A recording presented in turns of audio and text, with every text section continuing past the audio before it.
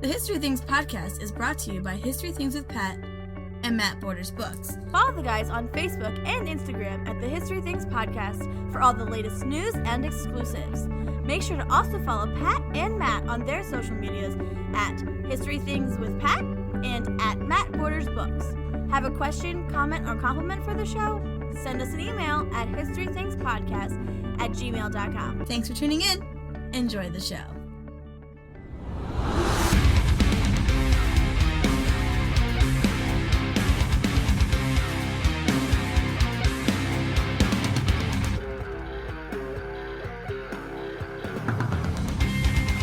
What's up, everybody? Welcome back to the History Things podcast. I am your host, Pat McGuire, broadcasting from the newly revamped, not so new at this point in August, but new when we're recording it at this point. That's true. Magic. Newly revamped War Department studio here.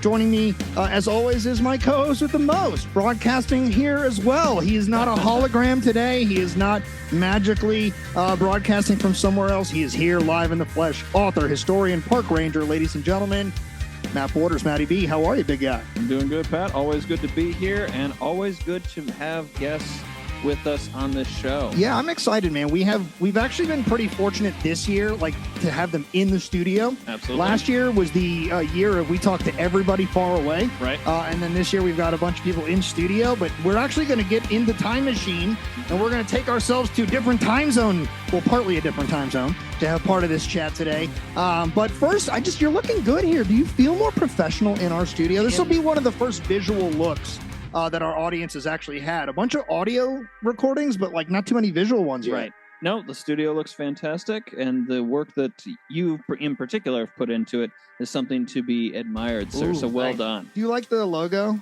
You know I like the logo. All right. I'm very proud of the logo. All right. Well, today we are here to talk about a very neat topic.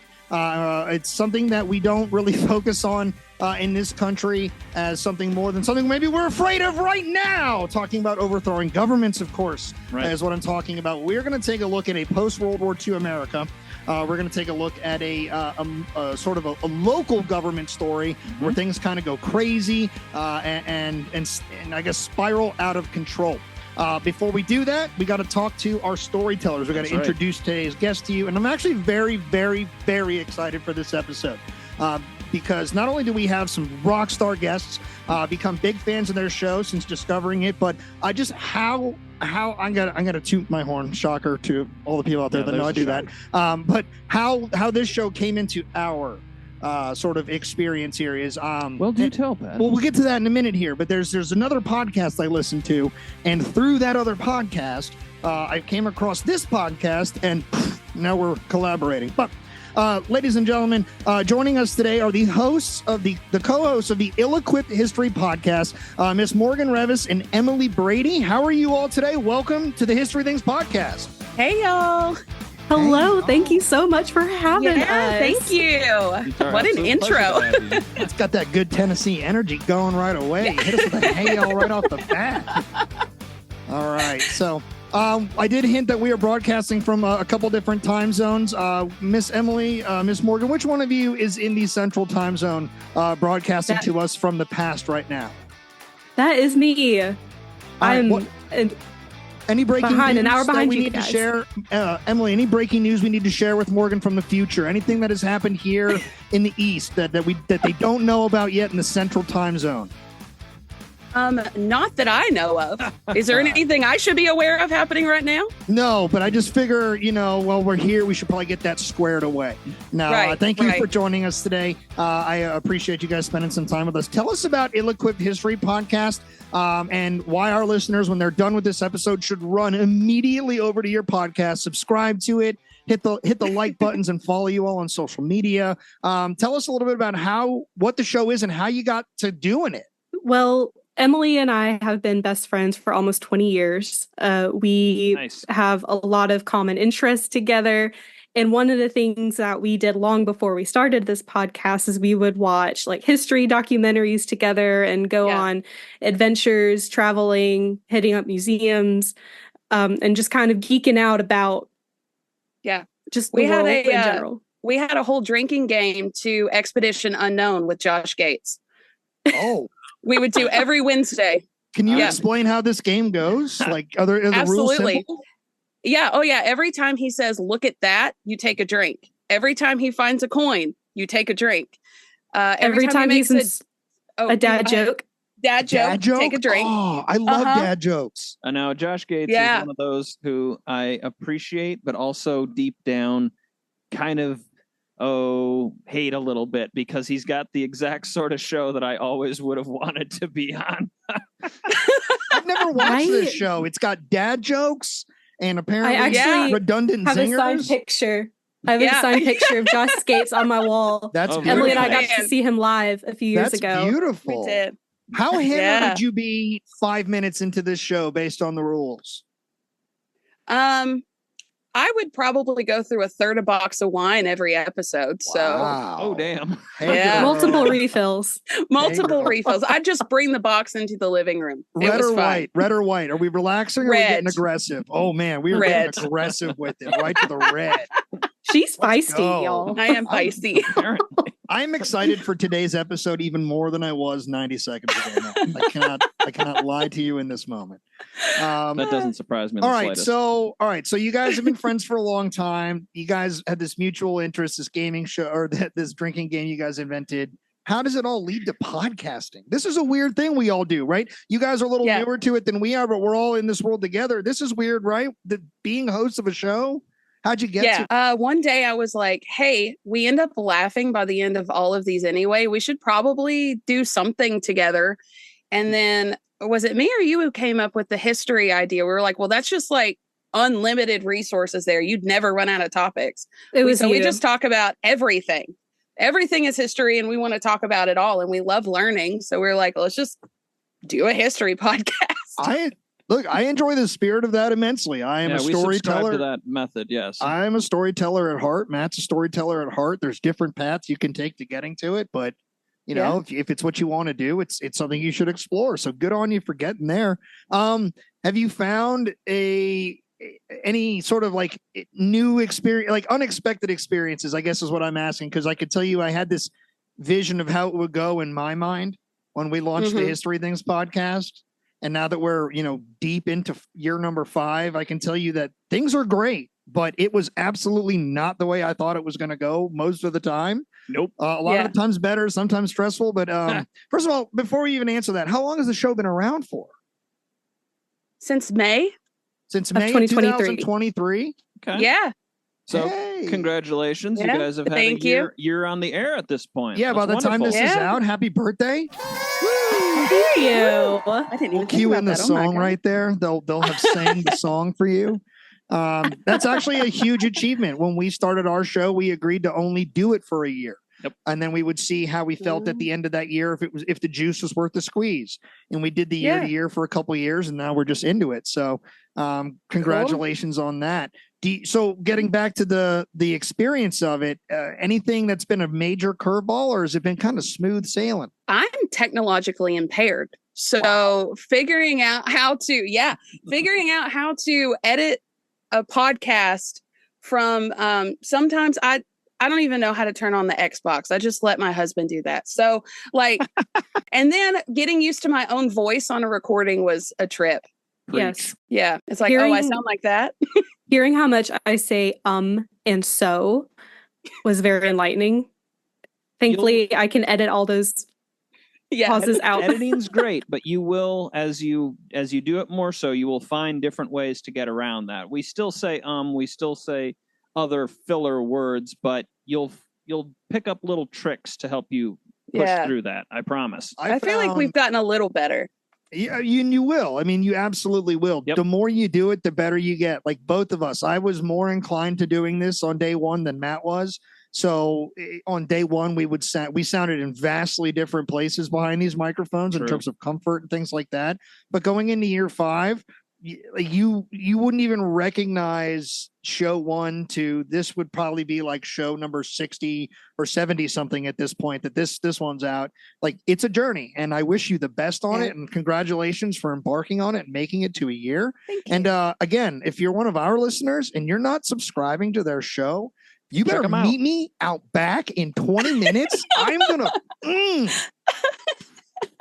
You know as well as I do that he's just going to start talking to you about another historical topic. Yeah, that's okay. But the way, and I alluded to it, so this will be a good point to do that. So I mentioned in the intro here that we only even found out about your show because when I need to take a break from the professional world of history and tune out from the modern craziness of the news and things like that, I listen to a paranormal investigative words. God damn. It followed me into season 5, man. I tripped. Did you see that? Yes. I didn't even see. I tripped right over it. I hit my face. A paranormal investigative podcast. It's called This Paranormal Life. Comes out every Tuesday. It's hosted by two fellows from Northern Ireland. Well, one of them's half from Northern Ireland, but guys named Roy Powers and Kit Greer Mulvena. And the Ill-Equipped History podcast popped up in their little like Patreon Facebook group forum one day promoting themselves. There was like a share yourself type of thing, or maybe I'm wrong. Was that just shameless self-promotion? Did you guys just go for it? No, it was not. I promise it was not shameless self-promotion.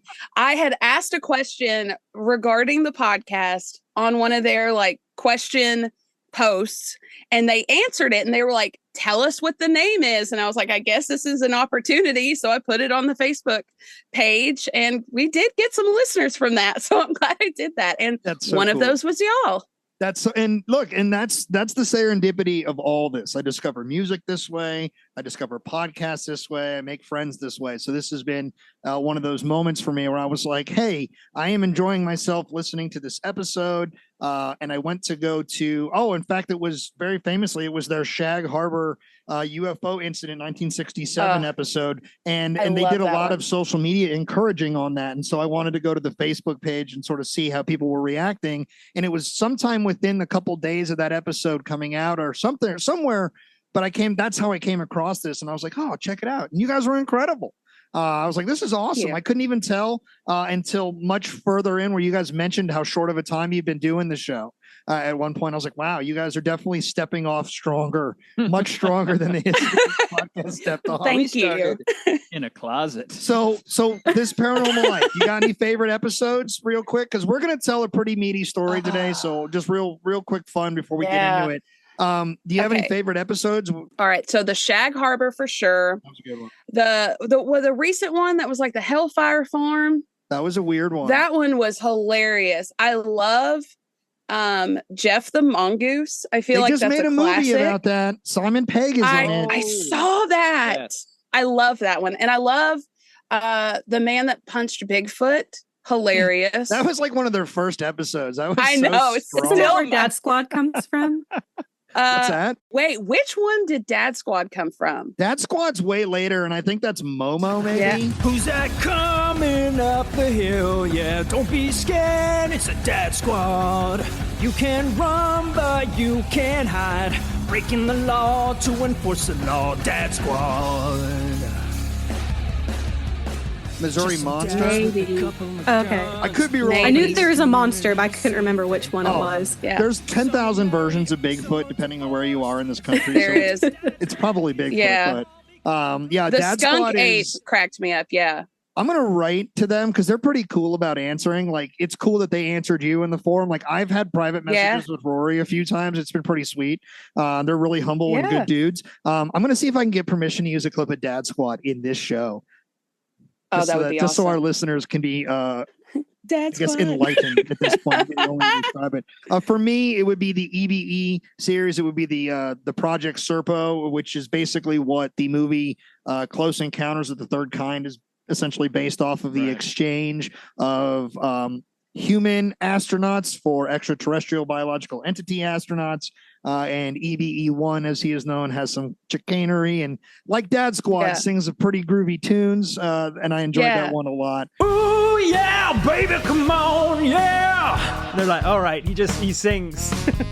I don't know how I got here. I'm hungry as shit. Would you like some water? F off. I want some space juice. I don't even know if he's intelligent life. The food is Like, why is he so sassy? Are they all like this in your planet? Everyone else is really nice. That's why I got evicted. So we got the dick one. he was kicked off the planet. Correct. Is it cool if I crash here tonight? So shout out to Kit and Rory. This Paranormal Life rocks. It's a great podcast. If you're looking for a laugh, if you're into ghost stories, if you're into aliens, if you're into Bigfoot, but most importantly, if you need a laugh, because it is a comedy podcast. It's not. It is so funny. It is not like ghost candles in the dark type of thing. It's meant to make you laugh, make you think, and have a good time. But check them out. That's Kit and Rory with This Paranormal Life.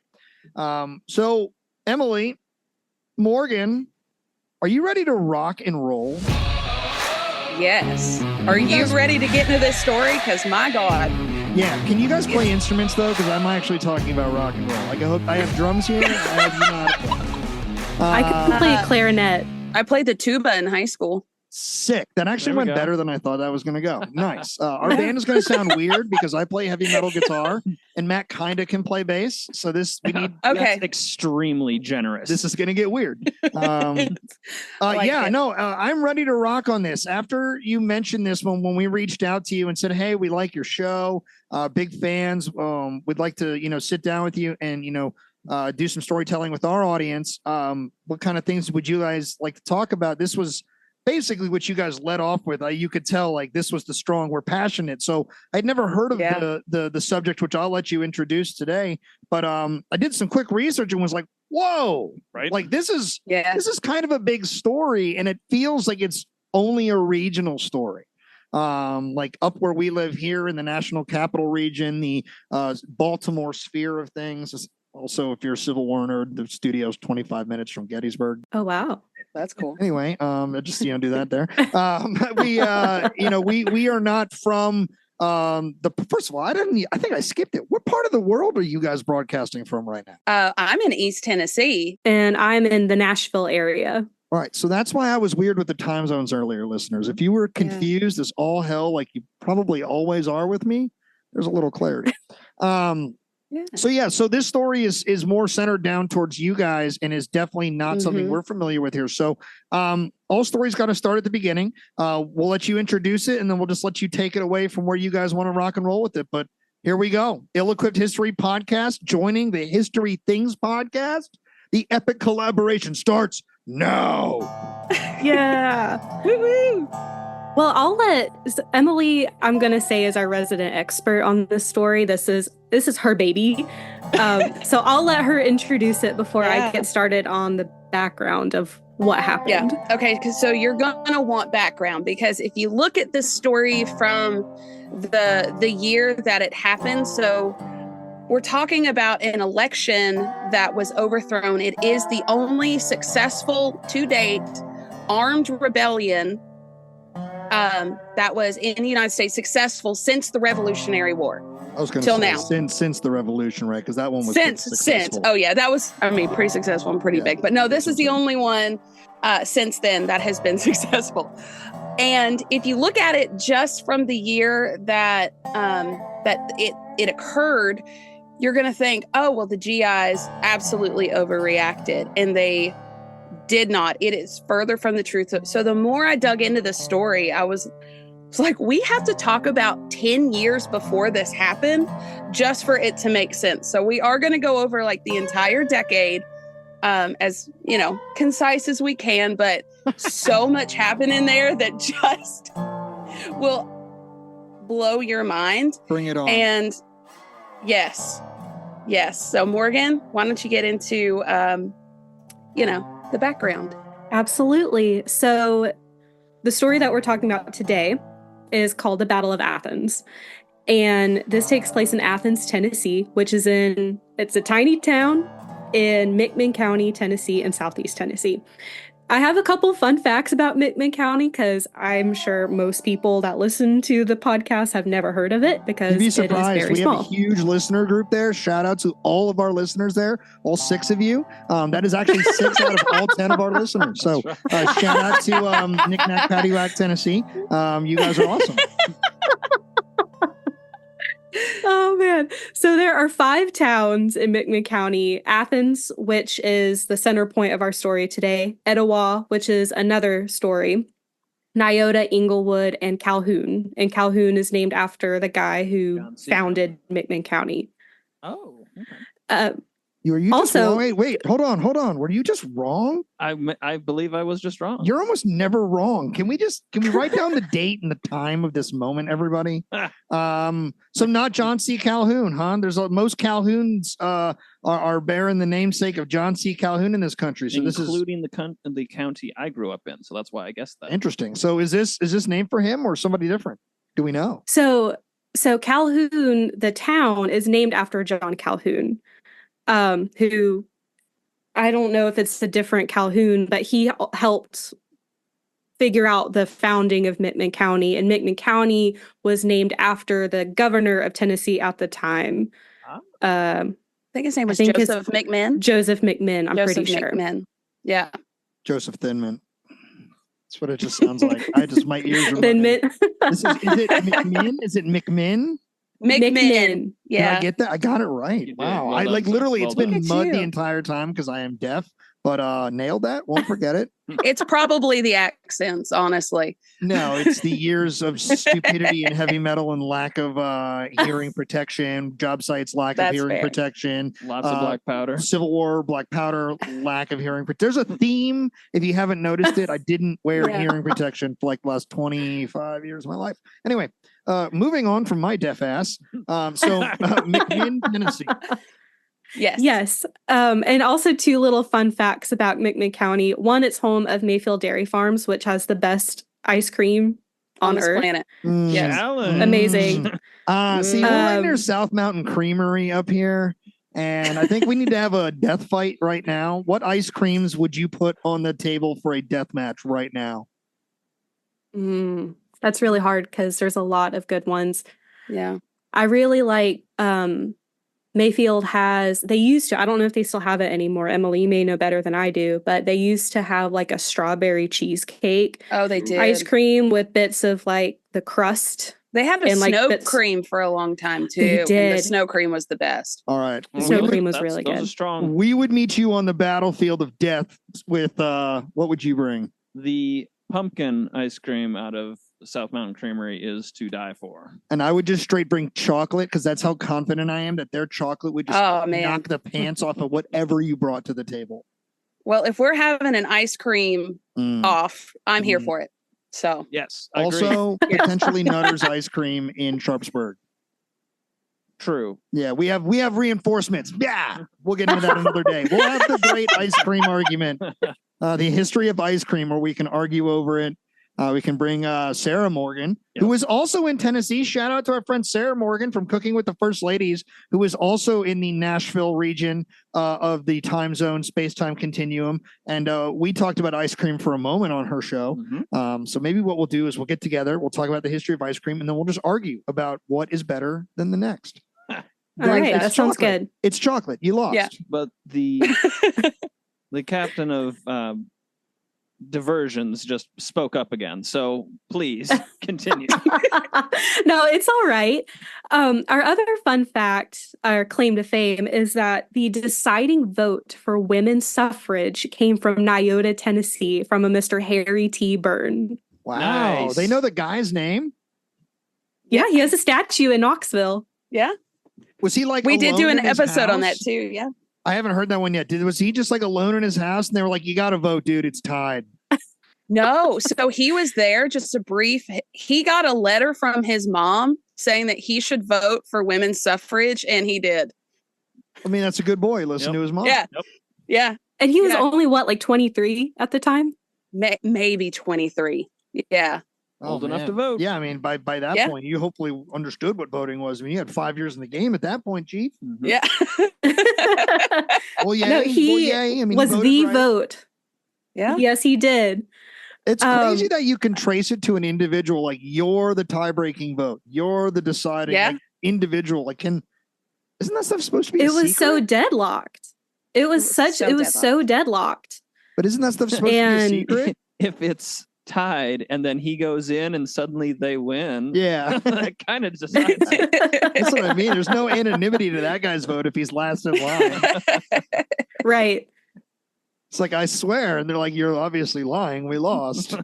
dude. But we're glad that he voted that way. That's great. Absolutely, for sure. Especially as a dad of two young daughters, women's empowerment is something that I have always been about, but grow more and more into every day because I aspire for my daughters to be as independent and productive as they want to be. And I want them to have every opportunity ever. And the journey to their opportunities obviously began in earnest with that story. So I know both their parents. They will be. Are you calling me and my wife type A's? Is that what just happened right there?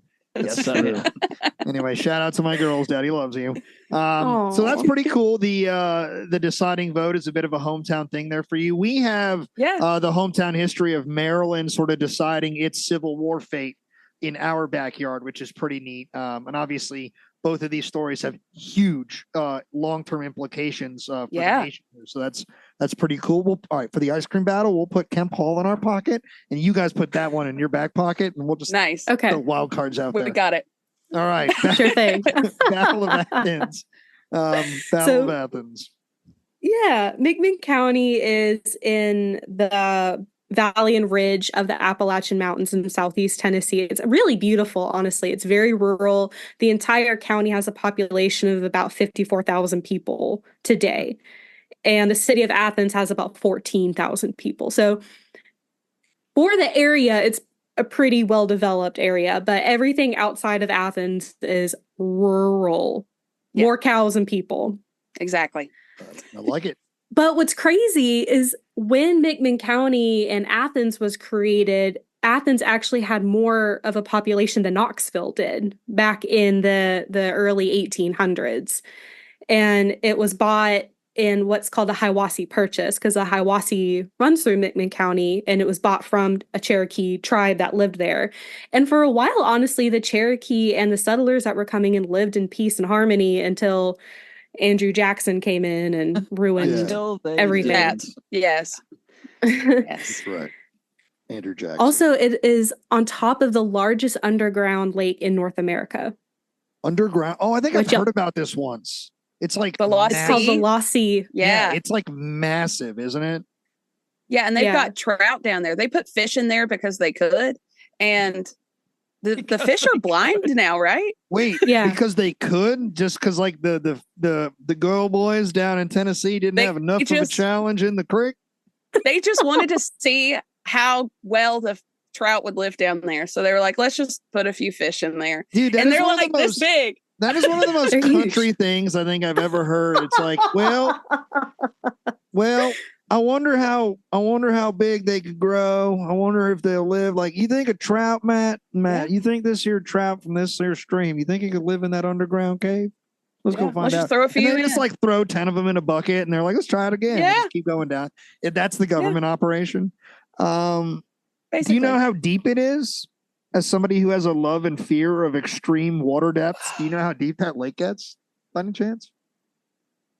I don't know. I don't know off the top of my head. Because if you go visit it, you can go visit. It's called the Lost Sea, and if you go to Sweetwater, Tennessee, which is I can promise you, I will not go to it because it's underground, and I am claustrophobic. Listen, girls, I was claustrophobic from a young age, and then I got into the First World War, and for some reason, I gravitated towards Australian tunnelers, and now I am like inconsolably claustrophobic. So I will 1,000,000% not be visiting this underground sea. He has a hard time in this basement. Well, you can. That's true. Yeah, you can Google pictures of it. I kind of want to say it's at least 100 or some odd feet. So it doesn't say how deep the actual lake is, but it's 140 feet underground. It's 800 feet long and 220 feet wide. They don't even know how deep it is. That's what you're telling me is they know all these other measurements, but not that one. Yeah. Well, and the whole sea still hasn't been discovered yet. They still haven't found the end. Awesome. No. Here's what will happen. Matt is going to Google this and describe the pictures to me because I think I'm anxious just listening to it. Is this the remains of one of the shallow seas that were once over North America? And it's just sunk underground. Is it salt? No, it's a natural water system. It's a lake in a cave. That's all it is. In it. They said there's a lake. The lake's got to have fish, man. That's very cool. Got to have smallmouth, big mouth, sunfish, striper.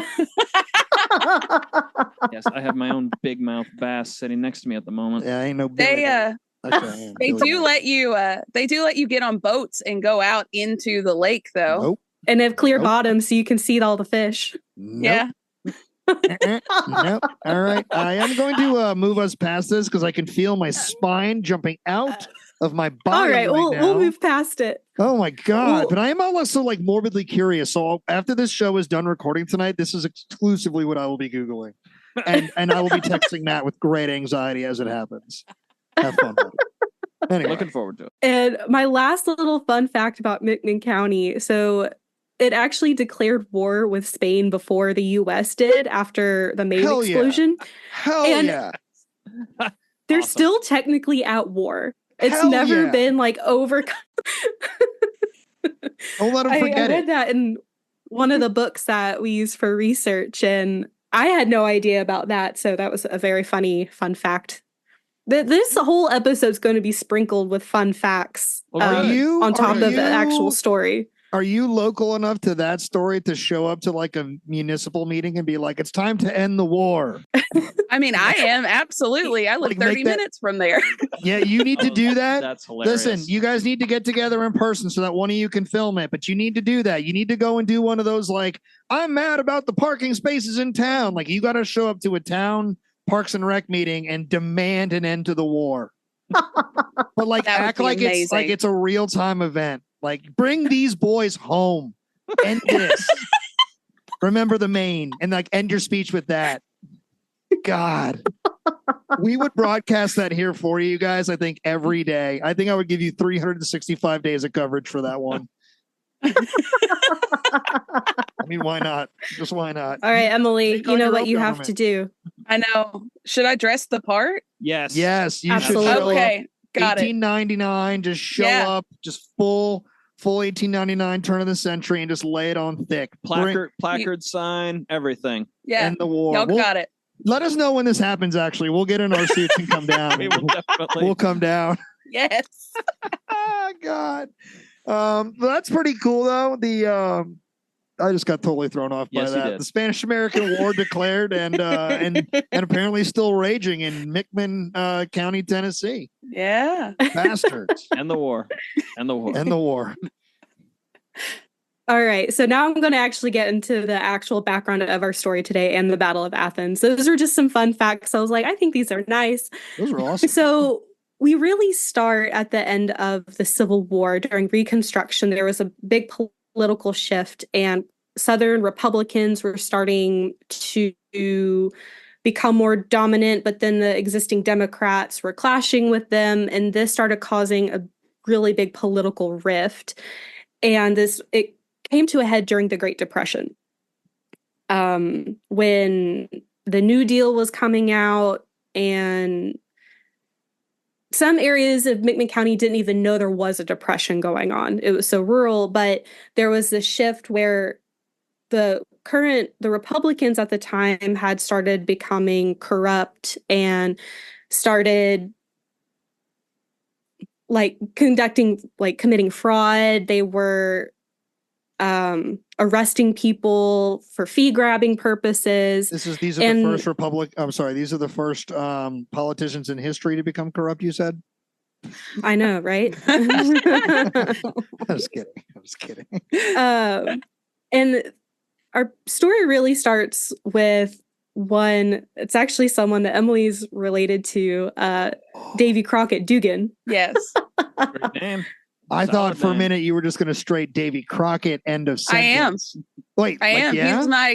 Yeah? I did the ancestry. He's like my great however many uncle. So my ancestor was his brother. Do you have a hat? I unfortunately don't. I should get one though. You definitely should. And just wave a sign around that says, I'm Davy Crockett's cousin. It's unlikely he ever wore a raccoon on his head. True. And my mama's maiden name was Crockett. So there is like a little proof there. Yeah. Nice. All right. We'll come back to the Davy Crockett story one day because I would love to talk about all these frontiersmen of the at some point. But he has a crazy story too. He does have a crazy story. He does, absolutely. Yeah. But not the same Davy Crockett. This guy has a different last name. Yes, he is related to Davy Crockett. I couldn't remember how exactly, but that's where he got the name. He's probably another cousin or something. But he's really named in the books as kind of where the story really starts. He was corrupt. There were gunfights between the political parties. He was fee grabbing like crazy.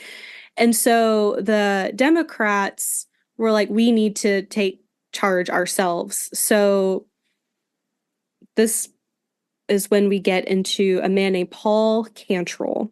And he's kind of who this whole story revolves around. So he was born in 1830. Where did I write that down? 1892, I'm sorry. In Etowah, Tennessee, which is in McMinn son of a really rich family. His dad was very powerful. Paul's brother eventually became the mayor of Etowah. And he decided he was going to eliminate the corruption and he was going to run for sheriff. And at this time, sheriffs had a lot more political power than they do now. Yep. They essentially ran the show. I don't really even know what the mayor did because the sheriff was running it all. Yeah, pretty much. It's basically a figurehead. If I've ever seen a Western in my life, the mayor is who the sheriff bitches out when they have the public shootout and the mayor pretty comes much. down. The mayor tries to assert authority and then the sheriff stares at him with the sheriff eyes and then the mayor kind of backs down. That's usually how it goes. That's pretty much what was happening here, honestly. That's like every Western in history. It's interesting that continues into the 1920s and 30s. I wish I was a cowboy. It kind of did, honestly. I mean, as somebody who's really good at doing like the dead eye squint stare, like it has no effect in this modern world. People just think I'm an asshole all the time, but I wish I could just be a rugged cowboy and you see me do that and you're like, I should stop talking right now. And I'd be like, yeah. Well, you got to get the hat. Yeah, you can't have the cowboy stare without the 10-gallon hat. I won't get up and get it, but girls, there is a cowboy hat right over there. I have a legit cowboy hat. So maybe one day the viewers will be lucky enough to see me put on my belt buckle and talk to you like a sheriff. And then I'll stare at Get the spurs. Yeah, I actually don't have spurs. Yeah, I can get you spurs. All right, follow up at a different time. The fact that you can just casually get me spurs. Yep. Put a pin in that. Yep. Pin. All right. Moving on from the Spurs that jingle jangle for my Fallout fans. No worries. So this election is taking place in 1936. So this is a decade before the true events of our story. This is just all the background. So Paul Cantrell is running up against a man named Charles Scott Sr., who Charles Scott is saying, oh, we're going to fix this corruption. Like we'll lower prices or costs or fees or whatever. And Paul Cantrell's saying, I'm going to eliminate fee grabbing. So he wins. Paul Cantrell wins the race and he immediately starts fee grabbing. Bastard. Yeah. Nothing changed. And you know what's funny about that is I believe it was the Republicans who still had control of like the county. The county. They still had control of the county, and they were trying to get the sheriff during that election on a salary of $5,000 and no more fee grabbing. So when you fee grabbed, you basically just arrested someone for absolutely no reason and just to get the money, because all of these jails were privately owned by the sheriff.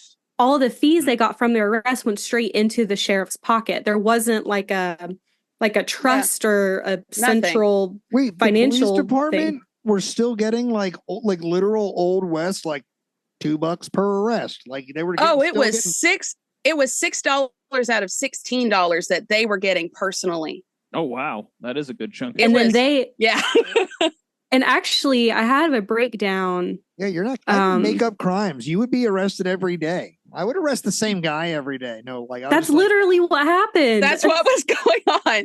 I'm like, dude, you can't arrest me today, Jerry. He's like, you broke the shoelace. Got to come with me today. So many people are arrested for saying, oh, you're publicly intoxicated or, oh, you had a weapon. So the minor offenses, the minor offenses were $16.50, which is about $345 in today's money. $6 went to the officer who arrested the guy. $4.55 went to the justices of the peace and like the judges. $1 was charged to get into the jail, and $1 was charged to leave the jail. $1.50 for meals, and $2 for just the county. What? Did you hear that there's nothing for like a custodian or like a maintenance guy? They were awful. No, they had like no sheets. The food was horrible. The building was basically falling in on itself, but they just wanted the money. And these people some of them would be in here for months, continuously racking up more bills, and you couldn't get out until you paid for it. That reminds me of I forget the exact total, but Wyatt Earp, when he's in Dodge City, I forget at the time, and this is even crazier for then, I think it's like the 1880s, but it's like arrests are like $1.50, $2, an arrest type of thing. Yeah. And Wyatt Earp clears like $1,000 in a month, 1 month. Like just puts up 4 digits in like arrest numbers. It's like he has to be like, I love Wyatt Earp, but when you get into the real life Wyatt Earp, he's not just the Kevin Costner and Kurt Russell that we know him to be. He's kind of got some dirt on him, and it's like I feel like he's kind of walking around being like subjectively, you're drunk. It's like, no, I'm not. Oh, do you have a weapon on you? That he's like putting it in his pocket. He's like, now you're under arrest. Because it's like that's what was happening here. Yeah, that's crazy, and it's crazy that's such a more contemporary time. Like, obviously when I bring up Wyatt Earp, that is ye old-timey old West, cowboys and gunslingers and spurs and all that. This story is on the post side of the Second World War. Now, granted by only a year, 2 years, right? We're talking what, 1940? Yeah, right now we're in 1936, but it does come to a head right after the war. Yeah, right. It boils over right after the war, yeah. So this story is taking place at a time like that my grandparents are alive. Right, absolutely. Yeah. And on that note, Morgan, is this fee grabbing occurring because of the Depression, or is this just straight up greed? It's straight up greed. Okay. And actually, so during the Great Depression, FDR had all these, alphabet companies coming out. And so the CCC came out into Athens, which is I thought I wrote it down, but it's like the Civilian Conservation Corps. Yeah, exactly. Yeah. I have exciting news for you all. Where I work professionally, part of my daily interpretation is the Civilian Conservation Corps. Oh, wow. Yeah. Well, they rebuilt Paul Cantrell part of my fort. So they probably did similar works down there with you guys. They did like either roads or parks or things like that. Yeah. That's exactly what they were doing. Well, Paul Cantrell kept arresting them. Well, the jerk, because they had money. The nerve. It got so bad the CCC left Athens, which took all those job opportunities away because they're like, we keep getting arrested and all our money keeps getting stolen. That's so late. And there's a bunch of other stuff going on at the same time. Like there is I was just saying our CCC experience is so benign compared to that. Like it's so just we got here, we redid the fort, we built the roads, we did a whole bunch of work. Nobody shot at us, nobody arrested us. The locals were friends with us, and down there you guys are like, they chase us out of town. They robbed us.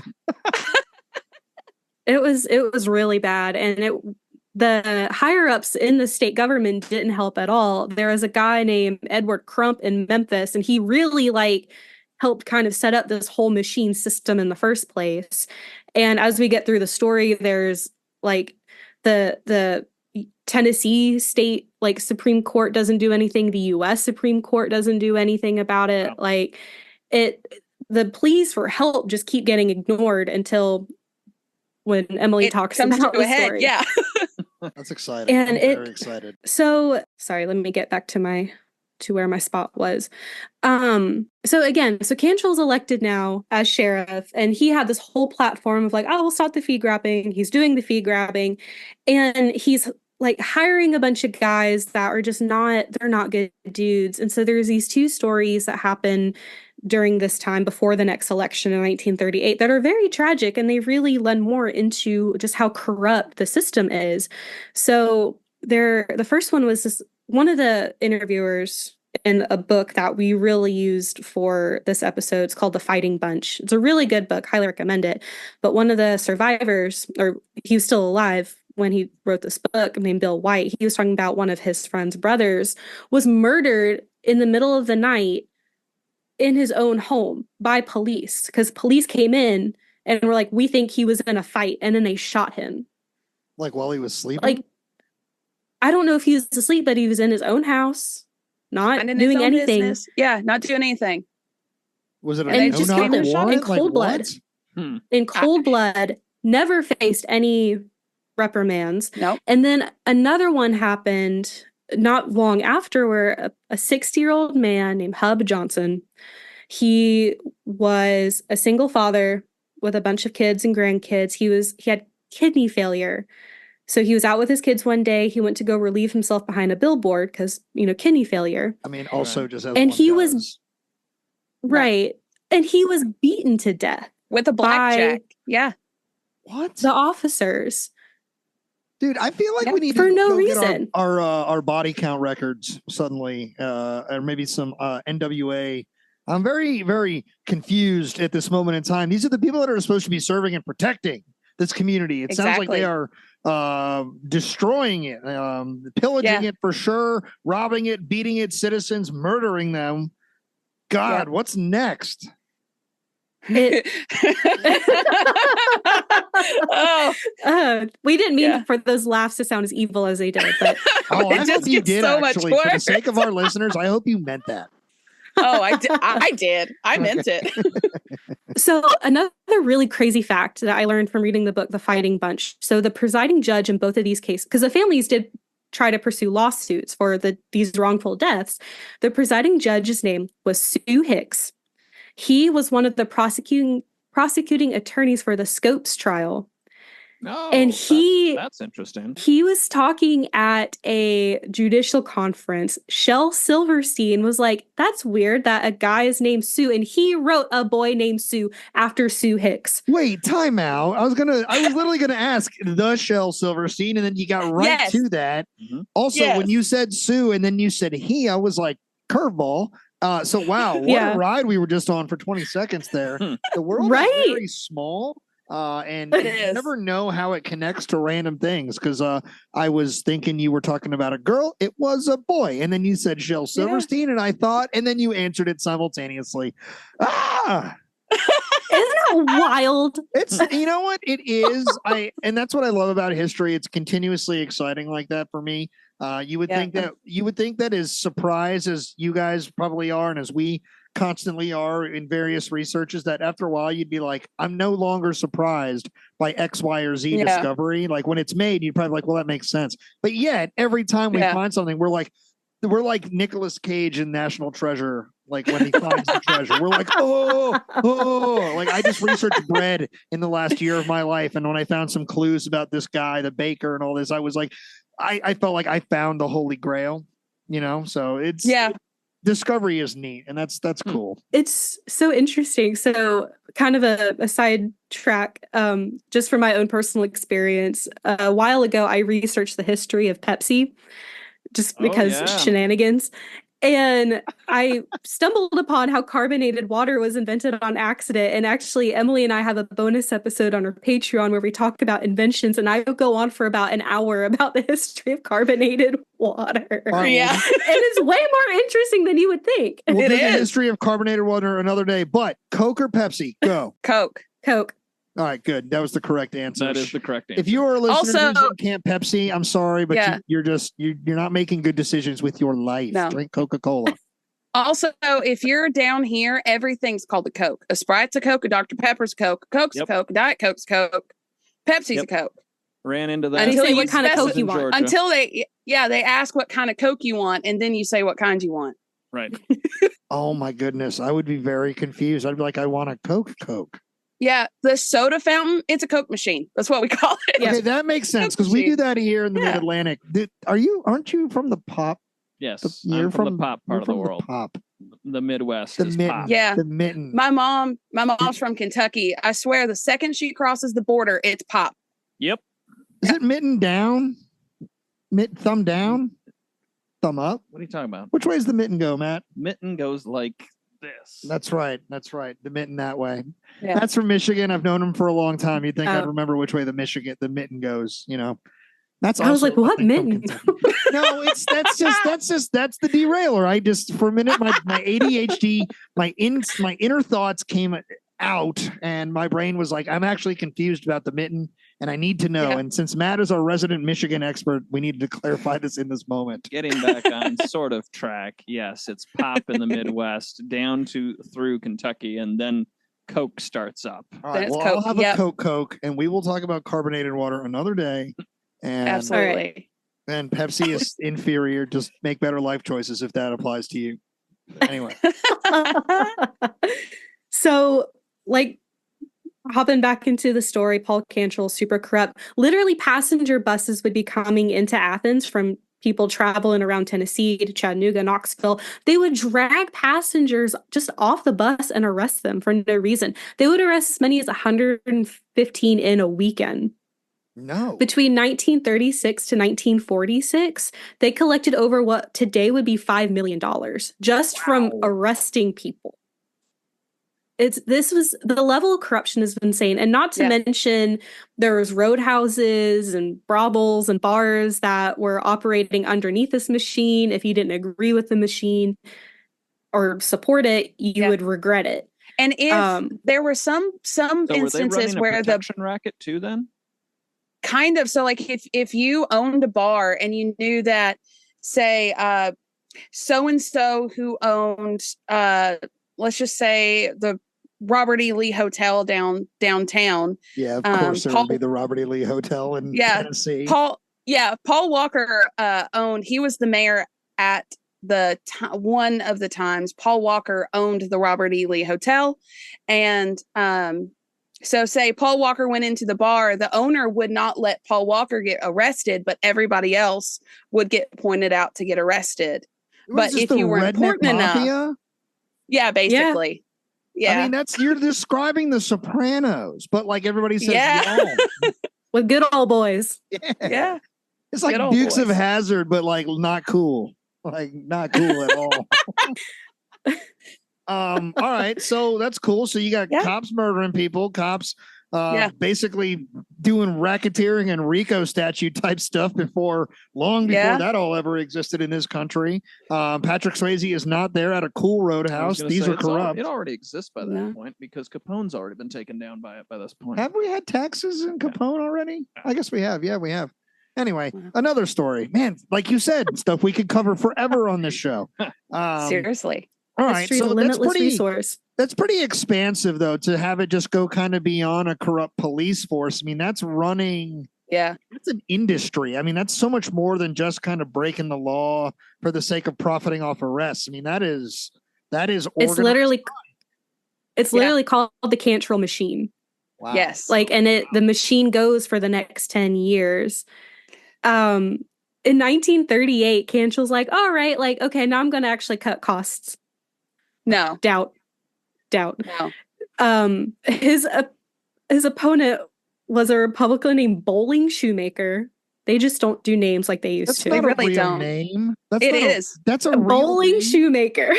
Listen, there's a guy at the end of the story named Biscuit Ferris. So love it. Just roll with it. All right. Note to self. I got to talk to my wife. We did our names wrong. I bet she disagrees. We gave our girls normal names. Like, I think I need to go have a chat with Mrs. McGuire right now. We need to reassess these names. Yeah. So Bowling Shoemaker said, "You're speaking bullshit," and this entire election was just full of fights. This was like people were breaking out in fights left and right, and not just for were political reasons. There's a guy we'll talk about later, Tom Taylor, I believe. He got into a fight, and there was like these women that were getting into a fight at one polling place. One guy tried to chop up a voting booth with his axe or a hatchet. One guy got killed trying to break up another fight. Like, it is just bedlam all over the county for different reasons. I'm mortified that this is that this is not right now that you're talking about? This is 1940 or 1930 something? 1938. 38, yeah. Because if you close your eyes and you just pretend you're thinking about today, this is the insanity that is on the worry of almost every rational American right now. It's crazy how cyclical, how constant almost. It's almost like it's not even cyclical. These stories are kind of just ever present. And this is we're not even at the meat of this. And this is steamrolled into oblivion. Like, already, I mean, it's out of control. And you said that on the federal level, they're aware of it. So if Capone's gone down, we obviously have a Department of Justice and things like that. So, like, we have policing of police in this country, and it's being ignored. And it's baffling. I think I say that a lot, but I am genuinely miffed. I don't know what to think right now. Like, all the things you're supposed to trust, your natural intuition at this point in our story is just like, forget it. The cops are bad. Actually, and it just keeps getting worse, honestly. Yeah. And like Morgan was saying, there were people who were trying to help this entire time. And here's another name for you. Judge John J. Jenkins of Jellicoe. Awesome. He's known as the 5 J's of Jellicoe. Yeah. He was a congressman who had McMinn County in his district, and he was asking the attorney generals and literally anybody who might listen, and he either got told no or just straight up ignored the entire time. Nobody was helping. There was, I'll get to it. Well, it brings me into my next kind of section where so we remember Davy Crockett Dugan, right? Who can forget him? Right. His son, Ralph Dugan, sued to try to eliminate the fraud that was going on. And we're about to start talking about all the voter fraud that happened because the financial corruption isn't enough. We have to start getting into voter fraud. It's obviously the next step. Yeah. Right. And so Ralph Dugan sued and initially won, but then the deputy, Mansfield, who was Cantrell's deputy, arrived on his doorstep with papers from the Tennessee Supreme Court overturning the ruling, trying to fix this fraud. What? Yeah, yeah. And I think that was for no reason. No explanation was ever given for that. Yeah, I think that was the 1940 election when they were trying to use the voting machines, and the Democrats didn't want to use the voting machines because you can't, do fraud on the machine. It's harder to cheat on the voting machines. And that was even more of a mess than the 1938 election. Oh my God. And so people brought in these voting machines and were like, okay, this is going to be easier way to count votes because before, it's just the traditional paper ballots. But the machines made the voting fraud harder to commit. So then they started turning to absentee ballots, and it was just, oh my God. They were just making up people. They were using dead people, using children for these absentee votes. Mm-hmm. And that was what Ralph Dugan was trying, that's what he was suing over, was to try to eliminate all the voter fraud that was happening, but it got overturned. And the corrupt politicians tried to ban the use of the voter machines, but then that was overturned too. So it's which side are you on? I can't imagine if it's, Matt, do you think it was more chaotic in the pre-digital era to experience what she's describing? Because if you think about it, we're experiencing that exact thing right now in the digital era. Right. Do you think it's more chaotic now? Or do you think it's more chaotic in this moment where it's we're not digitally linked to all computer systems? Right. So I would say it's probably more chaotic back in the day because of exactly what Morgan's talking about. You had literal ballot stuffing and things like that going on. So, yeah. Did you guys cheat in the election? Is that what you guys are going to do? You guys voted in 1940. You guys wrote yourselves in. Yeah. I voted 3 times. Yeah. I voted twice. And they did. People were bragging about how they voted multiple times. It was bonkers. Yeah. But I have a story for you guys. And you're going to lose your shit. You're going to say, there's no way this happened. But it did. Because if this was in a movie, you would say that's too much. There's no way. All right, bring it on. Okay, so this is Election Day of 1940. The nominees are Paul Cantrell for sheriff and his opponent is Joe Taylor, who's the Republican nominee. Joe's son, Tom, was openly campaigning for his father in Etowah. He was arrested by a guy named A.B. Blair, who accused him of having a weapon. Blair was on foot patrol, so he didn't have a car to throw Tom into. So he ordered Tom to get into his own car. Blair got into the passenger seat, and then Constable John McTeer got in the back seat. And they make Tom drive to Athens, which is probably about a 20 to 30 minute drive nowadays, to go to the jail because they're arresting him. While Tom is driving, McTeer and Blair start being like, "We gonna kill this guy? I think we're gonna kill this guy." He panics and he's like, "I don't want to die." So he drives the car off the Chestua Creek Bridge into the creek, gets out, swims to the shore, and takes off running. At that moment, his mom and sister, who had heard he'd been arrested, are on their way to Athens to the jail. They drive by, he jumps into the car, drives off. McTeer and Blair start chasing after him. They get a taxi and do a car chase back to Athens, and then they eventually rearrest Tom and charge him with attempted murder. Time out. There's a lot to unpack in that. First of all, that was rude of those cops to be messing with him, if whether they were serious or not. That Right. First of all, That's how are you horrible. going to arrest somebody in like their own car or whatever? Yeah. Like this, that got off weird just to start. But like, I don't blame this guy for wrecking the car. We don't either. He's lucky he didn't get shot at right there in that moment. Right? Yeah. If you think about it. They were probably so shocked. What kind of an interesting car chase do you think that sounds like some Barney Fife type stuff where it's like right? It doesn't even sound like it could actually happen. Well, the timing of mom driving by is also like what? Like And the timing of a taxi coming by at the same time. Like we said, Macon County is rural AF. I don't even think they have a taxi service today. There's nothing going on. So they're like, just follow the other car. There might be something there. So, Pat, I am quite convinced that had that been you arrested in that situation, you would have gotten yourself shot. Oh, because you would have immediately started mocking the two cops for not having their own squad. Oh, yeah. You wouldn't even made it to the car. No, we wouldn't have gotten to the bridge. They would have just shot me in the back of the head. They were like, this guy's actually annoying. That's all right. You know what?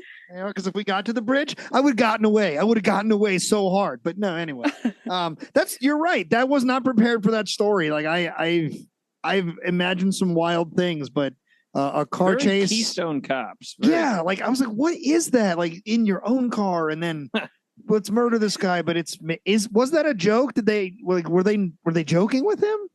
Probably not, knowing them. No one knows. And I was trying to find what happened to Tom after he was rearrested, because they're like, not only are we charging you for possessing a weapon, which who knows if he actually was or not, we're also going to charge you for attempted murder. And the Knox Sentinel, which is the newspaper in Knoxville, even reported on it saying, this is not a direct quote, but they basically said, this is bullshit. There's no reason this should have happened. And his arrest is a phony.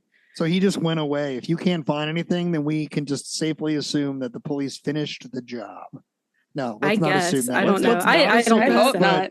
But that's crazy. And definitely for our investigative team out there that loves to hit us from the peanut gallery, if you come up with an answer for that one and you know what this dude's fate is, we would love to hear it. Definitely. I kind of hope this guy lived to a ripe old age. Watch this guy like escape and go to France in a couple of years and then get schwacked in France. Hopefully not. So something that's been on my mind. Let me ask you this before we get back into the story. Yeah. In the beginning of this, maybe not so much, but as we creep into 1938, 39, and 40, World War II has begun. The U.S. is not directly involved in it yet, but when you describe things like on the federal level, them being aware of this gross abuse of power, I mean, and corruption. To put it gently, right? Yeah. The Supreme Court's kind of ignoring it. Justice Department's kind of ignoring it. That makes, not that it's right, but it makes more sense to me when you put it in the World War II is happening. Like Hitler has invaded Poland and like the Blitzkrieg is spreading across Europe. Like on the federal level, they've got bigger things to worry about than some weird hee-haw overthrow corruption thing that's happening. Yeah. Like the state of Tennessee, I think, is like, who should handle that, right? Like, if the county's acting up, the state will handle it. Federally, we got to worry about abroad. But this story started before that. And so that's like, that's kind of interesting, because we're at a point in the story now where that would make sense, right? 1940, sure. I mean, World War II is going. We're probably well on our way to falling apart with Japan directly being brought into it ourselves as a nation. So is that even a part of the story yet, the backdrop of the Second World War? Or is this still just very much this vacuum of corruption and murder just happening unhindered in Tennessee, the small town in Tennessee, small county? Right now, it's still just the corruption in Tennessee. We will get into the Second World War plays a huge role in how this story ends. And you'll see why. But right now we're just still in the corruption part of it. All right. But I do think what you're saying, that the federal level they don't care about some podunk town in Tennessee. They didn't give a shit. No. I mean, we could even get the state legislator to really care about what was happening, and half of them were and it said hee-haw on it, and they were like, okay. They just put it back. Yeah. It's like, just they're fine. I love poking fun at the South, girls. I hope you guys are okay with that. Poking fun. No, it's all right. Listen, I'm very aware that I sound like a banjo. I'm all right with it. It's cool. I don't think you sound like a banjo, but that was a Thank good you. one. That was a good one. This, of course, from a deeply proud of his Maryland heritage guy. Yes. The Southern states. It's not a Southern state. Come at me, bro. We have done this below the Mason-Dixon. It is technically a Southern state. And then, you know what, Matt? I don't want to do this today because this is an interesting take for you, who also agrees in the Union heart of the state of Maryland. I do agree. We will do this. We'll do this in mid-year. You know what? Pin that one too. Just stick it. Actually, at this point, it's August. Stick it till end of year. Well, we got nothing to do in the winter. Let's just argue in December. Okay. We'll do that. All right. So we're in the corruption mode here, right? Federal levels ignoring this. We've gotten into this extreme voter fraud that, honestly, when you describe it, sounds a lot like the 21st century environment that we're all living in today. Like I said, if you tuned in halfway through your description, you would assume this is a modern events podcast, based on that description of what's going on, maybe minus the chopping up of voting machines. I didn't. Wild stuff happened in 2020, but I don't think anybody chopped a voting machine. No, broke in, but not like a chop. Right. Chop, like George Washington chopped a tree. All right, so do we escalate more into something new, or does this just continue to be this massive organized crime operation that keeps the thumb down on the weak and kind of unfortunate? It kind of changes as things go on, but it does get worse before it gets better. And now, like with the voter fraud, there's intimidation going on. There's outright bribery happening, like in the streets, with cash, with alcohol. Like there's some guy that was like, if you vote for Cantrell, here you get a free shot of whiskey, like in the polling place. Like, that's classic. Women are being intimidated, like being dragged into polling booths, like with a very angry man with a shotgun, basically like, you better vote for Cantrell. You better use this newfound freedom we gave you here in this county. Yeah. Yeah, really. Exactly. Like, and that's the tragedy of it. Like, a guy from McMinn County gave them the right to vote, essentially, and barely a decade later, those rights are being infringed upon. And it's just several years into this, Morgan, is there a motive purpose to this power grab other than just greed? Like, did they just this sounds inherently evil. Like, there's almost it's just like soulless, and there's no point to it other than just keeping people down. That's are these people enriching themselves like wildly and absurdly at this point? Like, are they living above the poverty line? Are they like, while Matt and I squalor in the mud, are these guys living in palatial estates, driving nicer cars? This is Prohibition. Oh boy. I guess Prohibition's over. Prohibition's over. Prohibition's over, but occurred during Prohibition for part of it. So, like, Is this like, what is the purpose of this? Like, what is the gain? Like, just to get rich? Kind of. It's to get rich and for the power.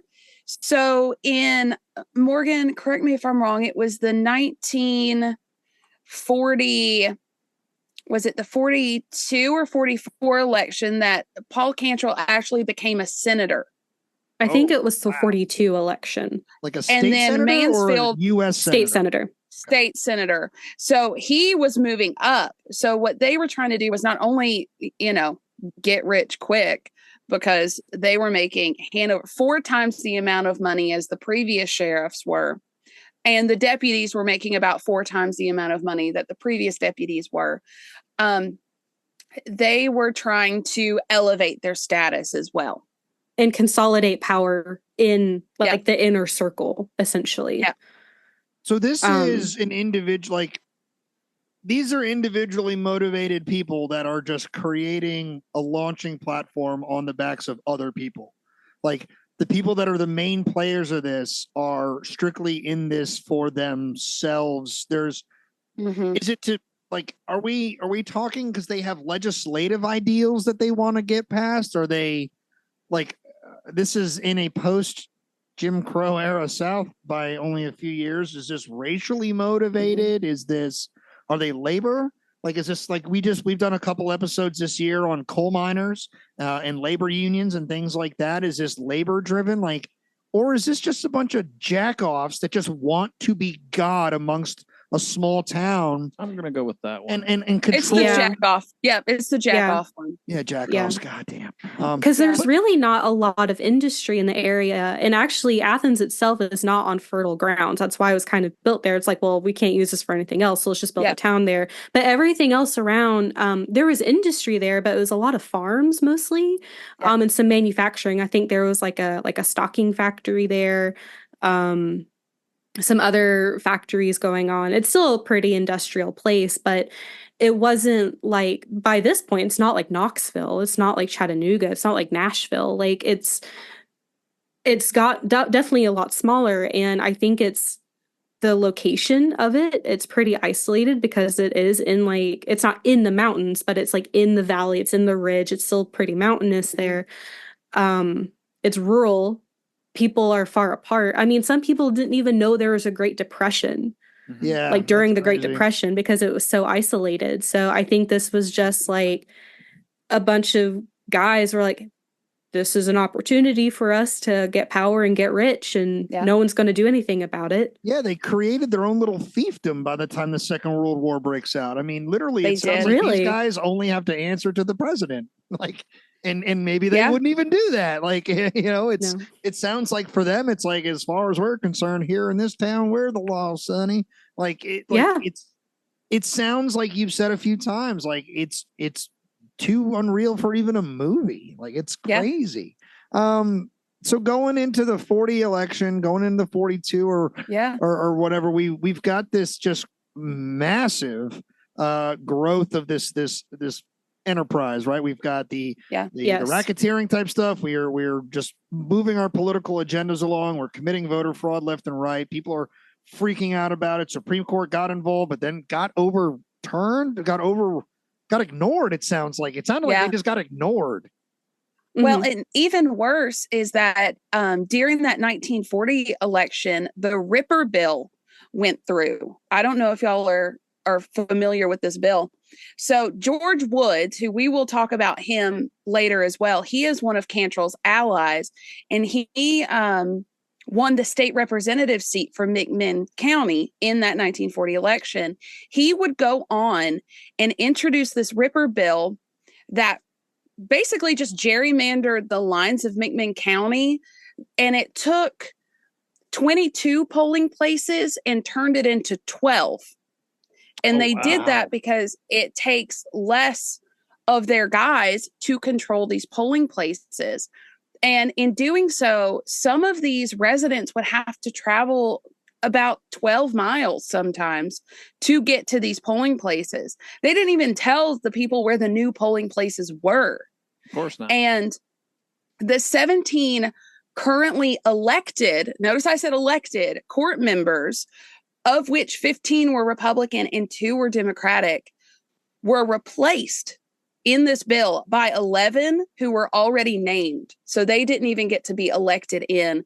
They handpicked these people to be court members. This is whack. Yeah. Yeah. And this Ripper bill also kicked out the 5 J's of Jellicoe. So McMinn County is no longer in his district. It doesn't matter where on this earth or when in time, Matt, but Jellicoe just gets a bad rap. That's a Jutland reference for all you out there who might have missed that one. Battle of Jutland. That's true. Yeah, that's true. All right. So where are we in this story then? Like I'm wrapped up and I'm lost in this just sea of kind of like way after the fact anger on behalf of all the people that had to suffer through this experience because I mean, we've obviously generally kind of moved through what this is right now, but you can imagine there's individually so much pain that was probably endured by the average person who lived here.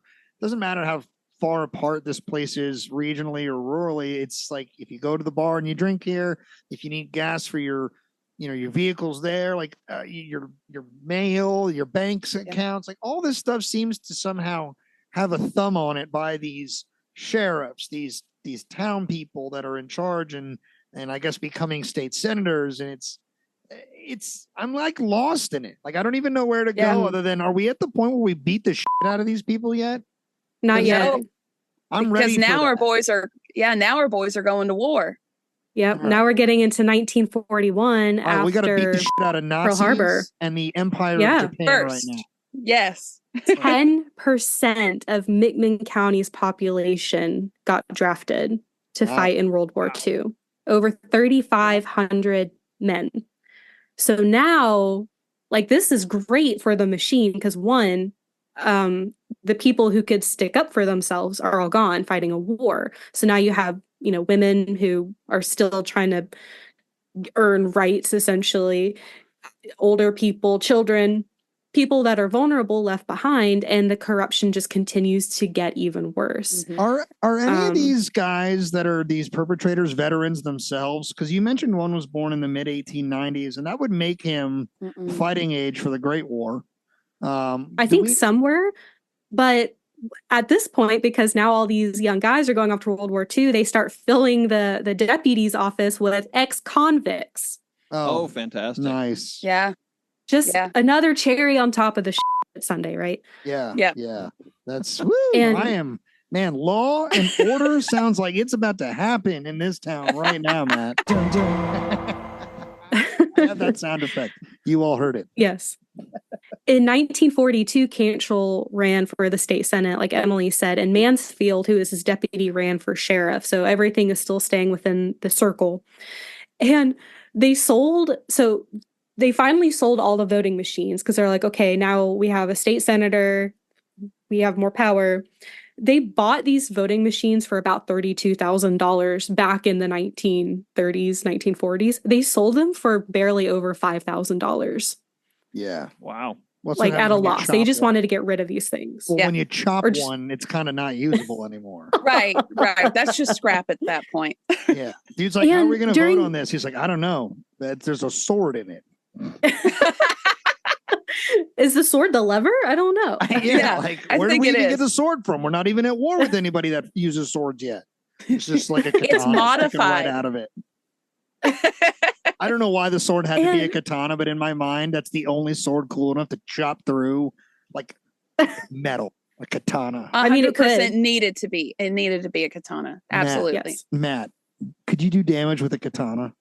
That is not the type of sword I use. No. All right, never mind. Matt can sword fight a little bit. Different day. That's pretty rad. It is. All right, so that's a huge loss, but it sounds like they don't care. It sounds like they're just making enough money to just write it off and move on. They want to offload it. What is the purpose of offloading it right now? Like, is it just to get it off their hands, or is there some like reason spurring them to get it off their hands? I think it's so there is no incentive for anyone to try to use them, because what they would do is they would use on top of just like ballot stuffing and, dead people voting and all of that is still happening, they also started using these really thin ballots that you could hold up to the light to see how somebody voted. So then you knew if they were a friend or foe. If they voted for Cantrell, they're a friend. If they didn't vote for Cantrell, they're not with you. And then they would blackmail those people or intimidate them or like say, oh, you're not getting your pension now because you voted against Cantrell. They were keeping lists. Yeah. Yes. They used financial intimidation, they used physical intimidation. Like there were at least 2 armed guards at every polling place. Like it's just I had a conversation this summer at my job where somebody is afraid of that right now. People keeping track of how you vote and using it against you down the road. Like, this is insane how ever present these themes are, because when I heard that come out of this person this summer, there was a part of me that instantly thought, wow, that is very paranoid.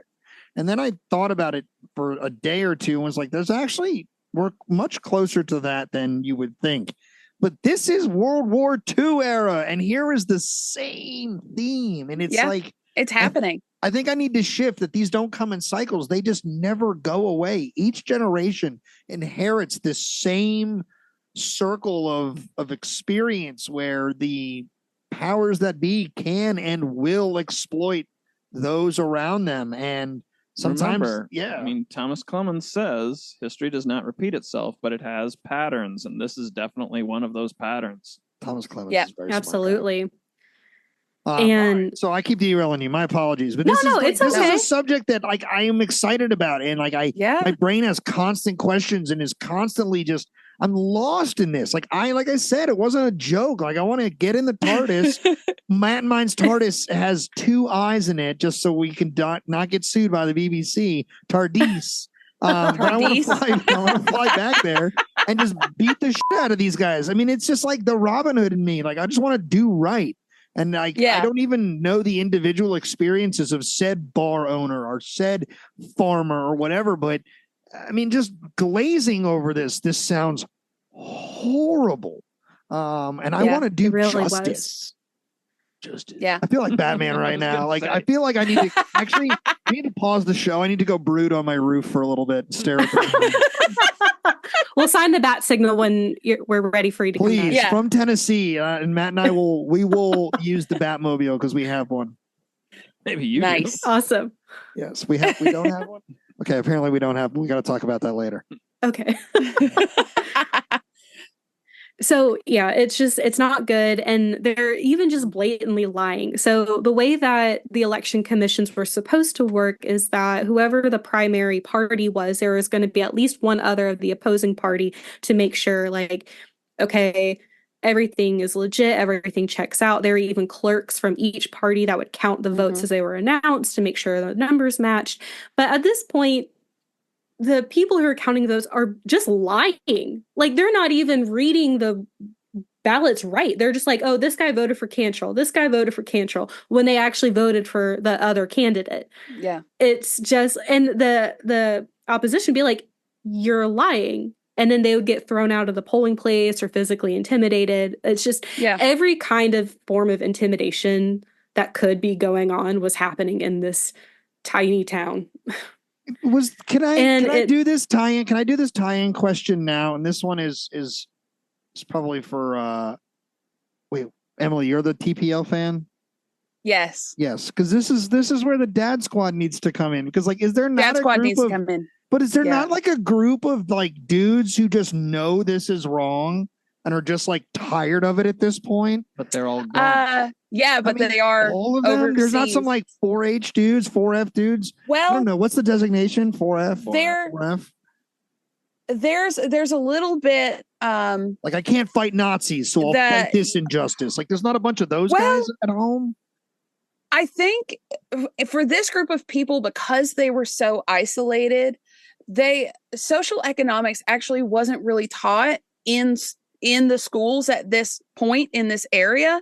So they didn't even have the concept of like what it should be fascist system. What until they went to war, they were like, this is how we live. Like it might not be right, but this is how we live. They go to war, they realize, oh, the thing I'm fighting is actually at home. There's just a part of me that is so lost in this conversation right here because of the fact that these are the children and the grandchildren of people that grew up in Reconstruction South, right? Yeah. Where your cities were occupied by federal armies.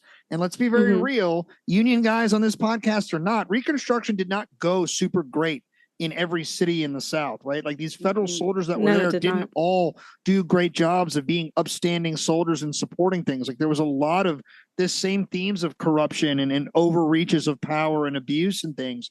So it's crazy that you have this situation where these guys likely grew up in the shadow of that. I mean, we're talking the 19 or and then the overreaching of just the Democratic Party reasserting itself.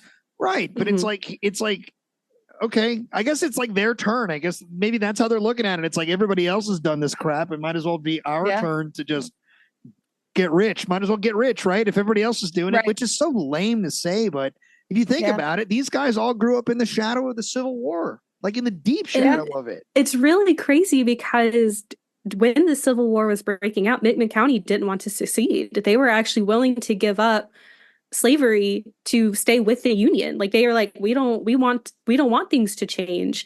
And then all these political shifts were happening, and I think a lot happened in a very brief period of time. No one could really get their bearings. And then when things finally settled out, they're like, okay, this is just the way it is. And again, like Emileigh is saying, they didn't know any better. They didn't have other context to help them, like things could be different. Yeah. And then, like Matt said, the ones that are probably smart enough and able enough to do something about it are in Europe or Japan. Yeah, they're overseas. They had to leave. Yeah.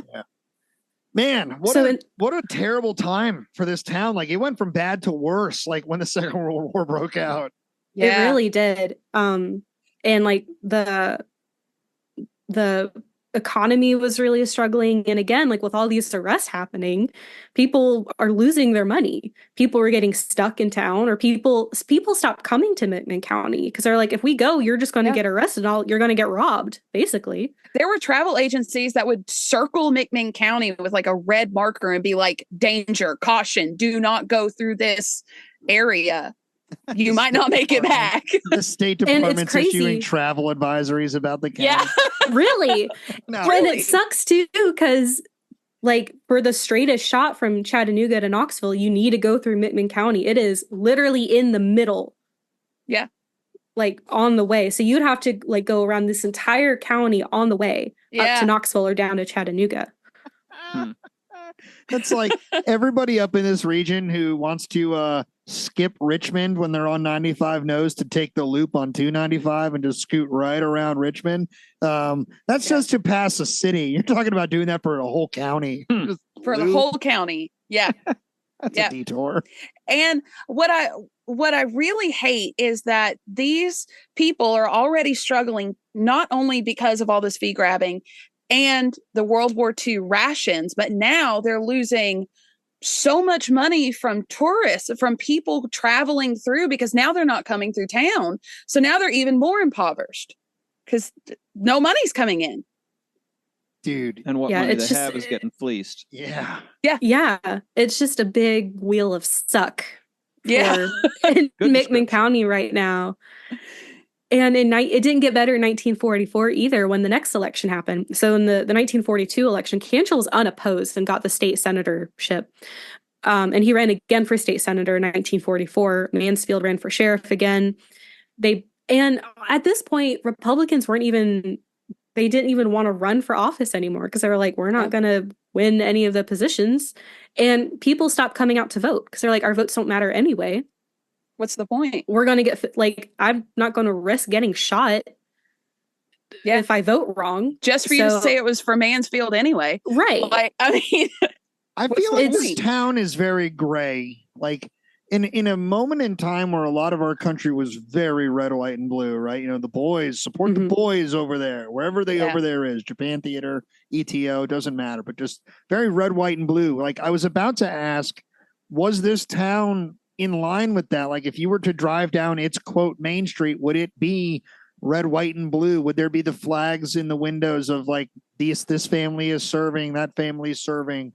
You know, we support. I'm sure there would be.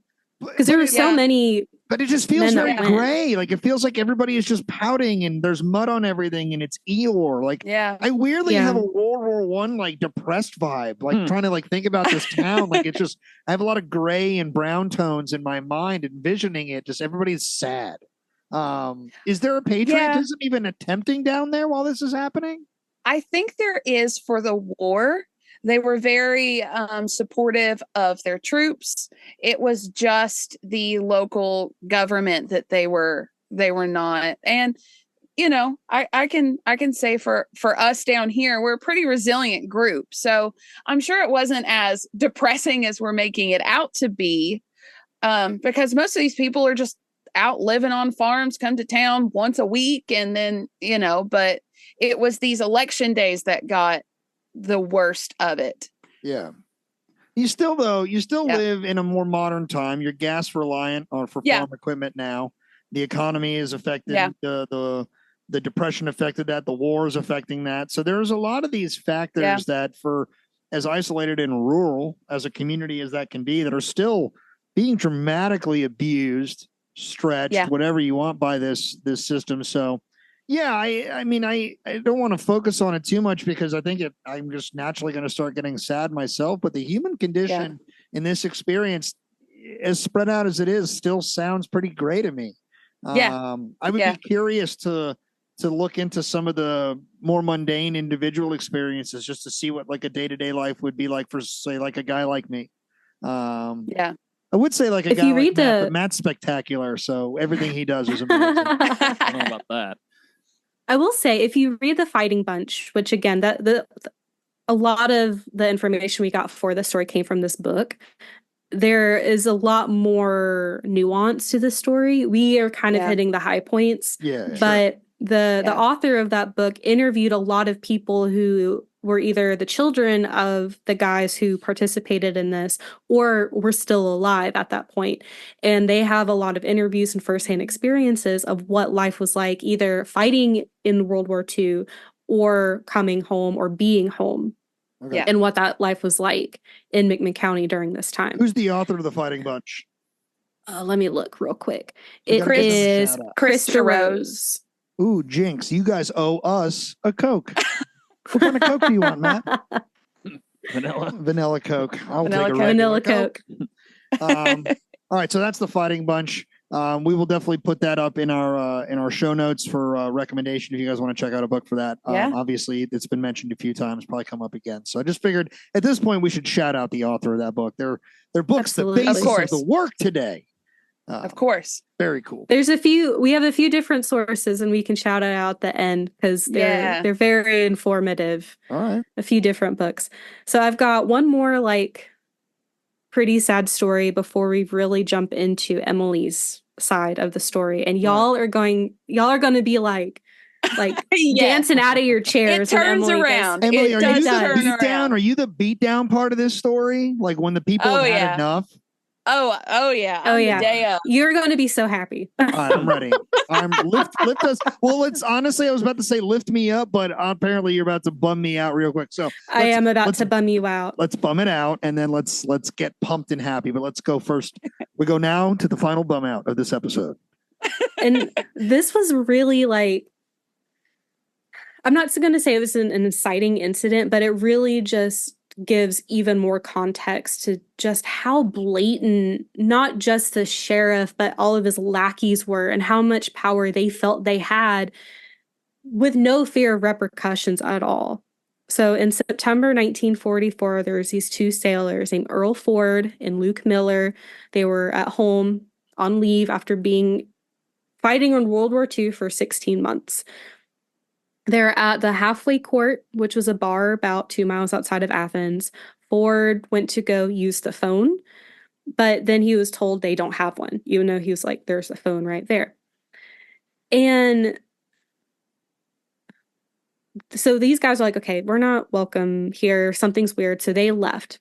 There's a deputy named Menace Wilburn who he comes up a few times in The Fighting Bunch. He is just a jagoff. He's the worst. Is his name miserable Menace or Menace? Menace. It's spelled like minus, but we think it's pronounced menace. Okay, because I was saying if his name is Menace, like that is so on the nose, it's not even funny. Right. He is a menace. I mean, He is a menace. Yeah, he is a menace. All right. Well, that's why I was confused because I was like, "There's no way that like you have that name and are also a POS." Like what? Yeah. Yeah. Okay. Yes. All right. Menace the Menace. Menace the Menace watches these two sailors walk out. On the spot in this bar, he deputizes two criminals named George Sperling and Clyde Davis. And he's like, let's go after these guys and arrest them. For what? Public drunkenness. Yeah. Even though they each only had like a beer or two at this bar. And they were just trying to go home. Yeah. Sperling beat Ford in the head multiple times and was not letting up. And Sperling was like, don't move, I'll shoot you. Ford was like, okay, I'm not going to move. And Sperling shot him anyway. And he was later transported to the hospital, the local hospital, and he died later at the hospital. Yeah. And are they in uniform? Like, are they in their sailor uniforms? Probably. Because that's a really they're common on thing leave. to do when you're home. Yeah. Like when you're stateside, you wear your dress, stuff out there. So I imagine these are like white sailor, very obvious naval uniforms. Yeah. And this did piss off the people of Athens. Yeah. It just in cold blood, just outside of a bar. Yeah. And people were pissed off about it. And it was even in the newspaper that like he was killed in action. But then another newspaper was saying that the menace had to subdue like unruly sailors. So stories are being misconstrued. Apparently he had one of the largest crowds ever to assemble in Decatur, Tennessee, which is a town right outside Athens, for his funeral. And it's so bad. Like literally people are saying don't come to Athens. They because murdered both or one? Like the guy that got beat, did he just die one. from his? So the other Ford one was beat. Killed. Ford was killed. And what was the other guy's name? Luke Miller. He was hospitalized. Yeah, but he lived. They had to push back the trial because he was beaten so bad he couldn't testify. So they had to push it back a couple months. What? Yeah. Matt, put the brass knuckles in the TARDIS. Put the brass knuckles in TARDIS. Like what? Yes. Like it's so bad. Like people would literally they would avoid the jail because the sidewalk was cracked around the jail. And if you were caught stumbling or tripping over yourself, you'd be immediately arrested for public drunkenness. Straight to jail. Arrested. They created an entrapment right in front of the jail? Yes. Okay. Oh my God. So that is all I have for my part. Now you guys get to hear the super exciting story of the actual Battle of Athens. I'll tell you what, this whole thing's been exciting, but it's been a down. Like, it really has. I am in the Great Depression of myself right now. Okay. So we have to say that though, because if you just look at the day, you're like, why the hell did you do all that for just one corrupt election? And it was absolutely not like that. So, okay. So the veterans come home, the GIs come home in 1945. And by 1946, it was said that the streets of Athens overflowed with uniforms because you wear your uniforms when you're home. Also, because of the clothing rations, that's pretty much all they had to wear that fit them. There's a whole government policy actually at this time because of that. It's called the ruptured duck in the service. It's actually a little patch that you would wear on your uniform. That way you could go and wear your uniform to a job interview or something where you wanted to be more formal but to show that you were out of the service. Oh, okay. I actually just learned that. I don't know what taught me that recently, but yeah, I don't know why I thought I would ever need to know that. That's so random that just came up right now. Mm-hmm. But that's such a cool thing. And overflowing with uniforms. That makes perfect sense. Yeah, There's probably a lot of guys in this town that didn't do well country to begin with. They're all wearing their uniforms because they look real good. They all look real great in that. You sign up real nice there, Timmy Joe. Well, what's really funny is Tennessee. This theme kept popping up throughout the whole book, and it's probably one of my favorite parts is that a guy named Jimmy Lockmiller, when he was in the Pacific, bought a shit ton of Hawaiian shirts and was just wearing Hawaiian shirts in this little podunk town of Athens. Yeah. And he stuck out like a sore thumb, and it kept coming up in the sources. And I'm like, this is going in the episode because it's hilarious. That dude saw the world and is like, what are we doing in this redneck town? Have you seen the shirts they wear out here? Have you seen the flowers on the shirt? I mean, this is peak fashion. And this guy went on to change his name to Tommy Bahama, and the rest was history. That's pretty good. To be clear, that's not what happened, but no, not what happened. So the Cantrell machine was really not worried that the GIs were coming home at all. In fact, they were like, you know what? You know what's a good idea? Let's just target them because we know they're getting paid. Because they just got back from the war.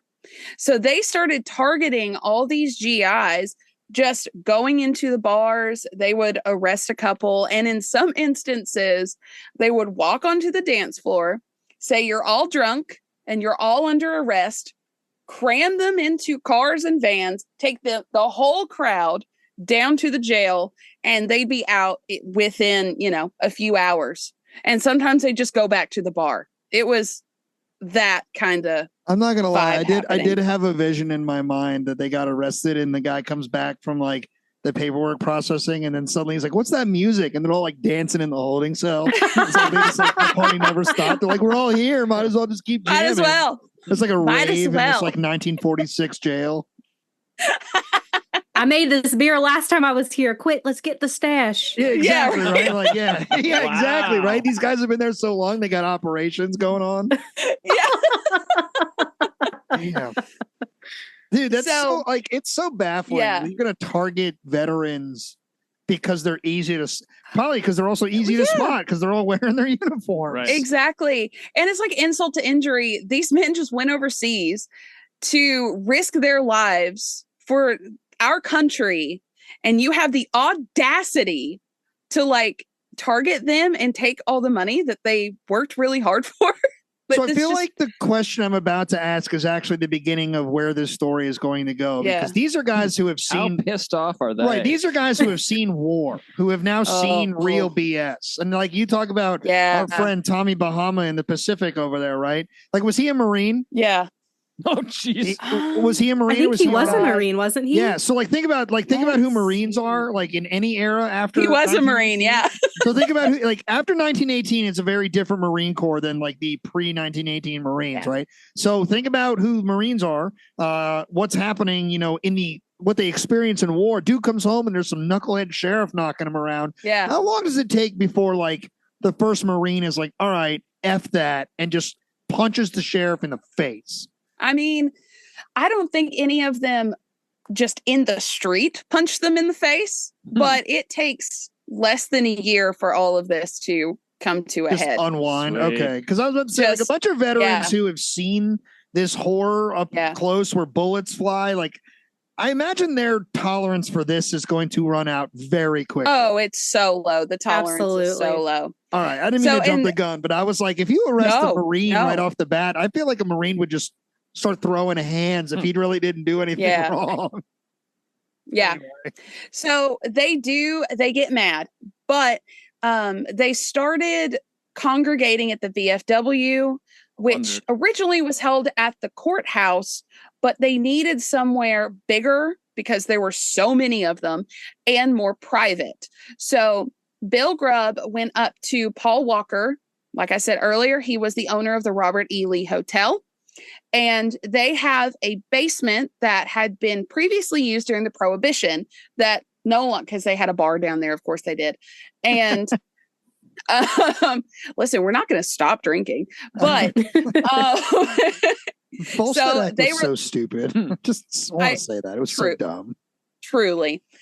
So the VFW started meeting in the basement of this. And this is really important because they finally had a place that they could congregate, that they could, without ears, without, Cantrell's ears overhearing, what, really what they're going to do about this. And they start saying, you know what? Fuck it. We'll just run. We'll just run for all of these offices and we'll put our own people in.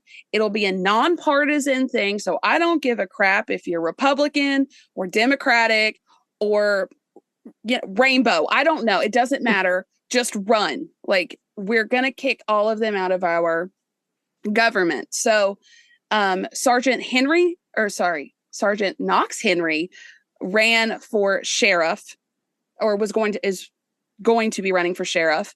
We've got Frank Carmichael. He was the trustee. Bill Hamby, court clerk. George Painter, clerk. Pickle, deeds. We've got Jim Buttram, and then we've got Ralph Dugan, whose father was the Davy Crockett Dugan. Yep. And we've got so many other people, including Jimmy Lockmiller, Shy Scott, Les Dooley, who was a POW and had lost an arm in France. So we've got all of these, hardened war veterans who are tired of this. So they actually wait until the very last minute to actually announce that they're going to run in this 1946 election, because they know that the moment they say something, they're going to start getting targeted even more to try to, because intimidation. So when they finally announced that they were going to run, they tried their hardest to do things the right way. And I feel like that needs to be shouted from the rooftops, that what ended up happening is not what their plan was.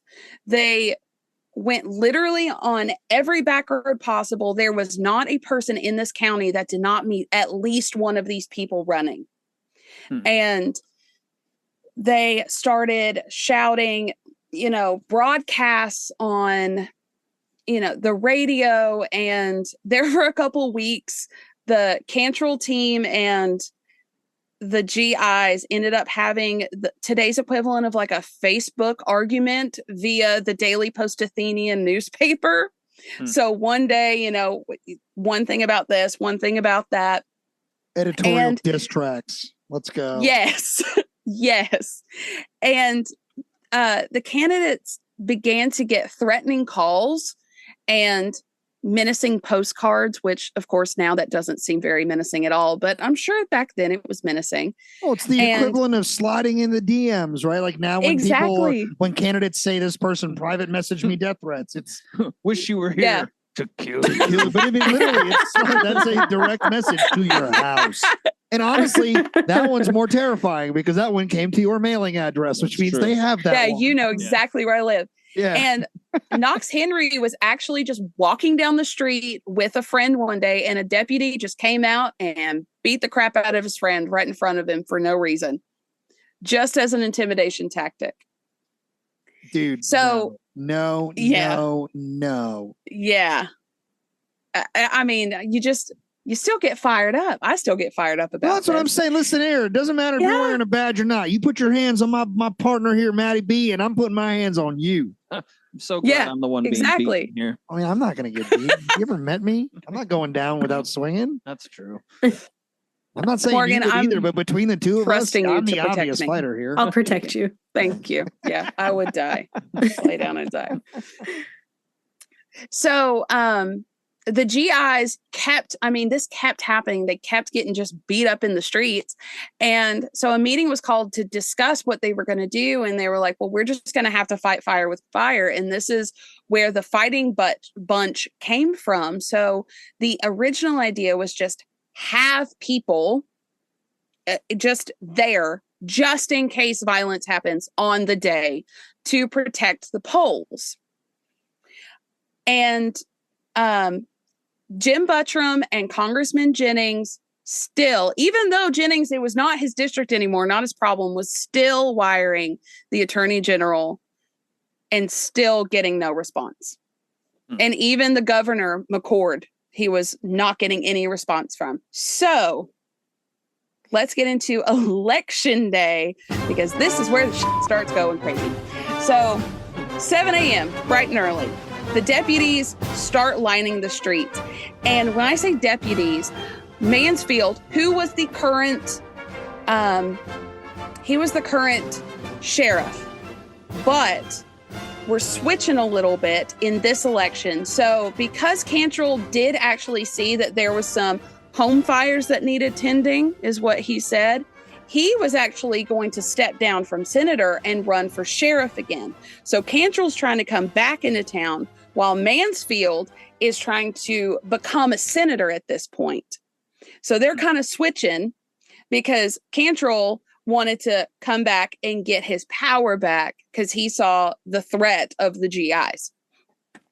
So Mansfield, the current sheriff, brought in between 250 and 300 deputies from surrounding jails and prisons and just counties, just anyone who was mean with a pulse brought it in. I was going to ask, how hard is the air quotes around deputies? I don't have enough fingers for the amount of air quotes. Like a real hard air quotes. They are deputies. So was this homegrown posse that he develops, were they getting time off their sentences or something, some sort of incentive like that? I did not see anything that said. I know they were getting paid, and I'm sure it was a good amount of money for them. Right. But yeah, I think it was just money and a gun is all they were getting. And not their own asses beat, because it sounds like nobody wants to fight in this town. So they're like, Cletus, if you do not do this, I'm going to smack this. I'm good. Cletus is like, no, please don't hit me. Yeah. Basically. I mean, that question's a good one, because there's got to be something to it. Like, I mean, dudes that are living in this corruption, victimized by it, one day convict, next day deputy, they're not going to just become deputy just because they were offered a gun and money or a chance for revenge, right? This isn't a TV show, right? So there's probably some financial improvement, some deal for their sentences or whatever. But maybe since they know, maybe here's the flex, right? Since they were all arrested, or most of them are arrested on BS charges, maybe it's, we'll just drop the charges if you do this. Possibly. I couldn't find anything specifically other than just money, but I mean that it would not surprise me. Make a lot of sense. Okay, yeah. cool. Good question, Matt. So Athens had 3 polling places downtown, which was the Waterworks, the Courthouse, and the Dixie Cafe. And there was one in Etowah, along with the rest of the 12. But these are the main ones that held the most things going on. The action. Thank you. So right off the bat, 7 a.m., Bud Evans, who was a GI poll watcher in Etowah, asked to see the ballot before the polls opened to ensure that it was empty. He was immediately arrested. Then they opened the box and it was empty, and they took him to jail anyway. And they had to get a new GI poll watcher in for the day. So starting off on a high note. That's right strong. There. Yeah. What? Yes. Yes. So 9:30 in the morning. By this time, Walter Ellis, a legally appointed GI representative in the courthouse, was arrested and jailed for protesting irregularities. And this is my favorite quote. People asked, "Hey, what law did he break?" And all he said was a federal one, just the federal one. That's nice. That's good. Vague as possible. Wow. Yes. Yeah. And so the GIs went back to their headquarters and back to the S&K tire shop, which they used as part of their headquarters, which was downtown. And Jim Buttram had gotten a telegram declining any help from the Attorney General. So basically saying, sorry, you're on your own today. And the GIs really had started feeling that they had already lost this thing. Still, not really looking for any violence for the day. They were really just feeling very defeated. And then 3 p.m. rolls around at the waterworks polling place. And a sweet old man named Tom Gillespie goes in to vote. He is an elderly black farmer, and he takes, I love this man, he takes voting so seriously because his ancestors couldn't do it. So he's on it. Wendy Wise, Deputy Wendy Wise, told Gillespie a bunch of words that I'm not going to say on this podcast, but basically you can't vote here because he was a black man. Yep. And Tom, of course, protested, said, I've been voting for years. And Wise struck him with some brass knuckles. Not the ones I brought in the TARDIS. Not the ones in the TARDIS. No. Just for the TARDIS. record. Of course not. Yeah, that's right. TARDIS. Thank you. TARDIS. 2 eyes for the British Broadcasting Corporation. TARDIS. So there's 2 different stories. Both of them end up with Tom being shot that day. So one source says that Gillespie dropped his ballot, ran for the door. Wise pulled the pistol, shot him in the back as he ran away. Another one says they threw him out, but Wise came in, or Tom came back in as a protest, and that's when Wendy Wise shot him in the shoulder. He did live. He was fine, but he did get shot at a polling place. Also, tiny little interjection. About 4 months ago, I ended up going to a beer pong competition party. Nice. And it was in this building, the Waterworks building. Oh, really? Nice. Yes. Sick way to honor history, dude. Yeah. Beer pong competition. Beer You're pong. in the corner taking pictures and talking about the history. That is literally, how you party. That is how I am party. literally such a nerd. The people that own it, the previous renters had a bunch of stuff for sale. It was kind of like a antique / junk shop. They had a bunch of history books in the back. So please tell me why I left a beer pong party with a stack of history books. Because you're a patriot? Yes. That's awesome. That's why. my kind of party right there. She was very proud. I was She so was like, proud. Morgan, look at all these books I got. She went through each one. Like, I got this one, and I got this one, and I got this one. I was very proud of That's myself. awesome. But what about the beer pong? Who cares about the beer pong? Were you in the Let's read tournament? books. Were you in the tournament? Yeah. Did you win? She got the books. I think we got I won the big prize, which was the book.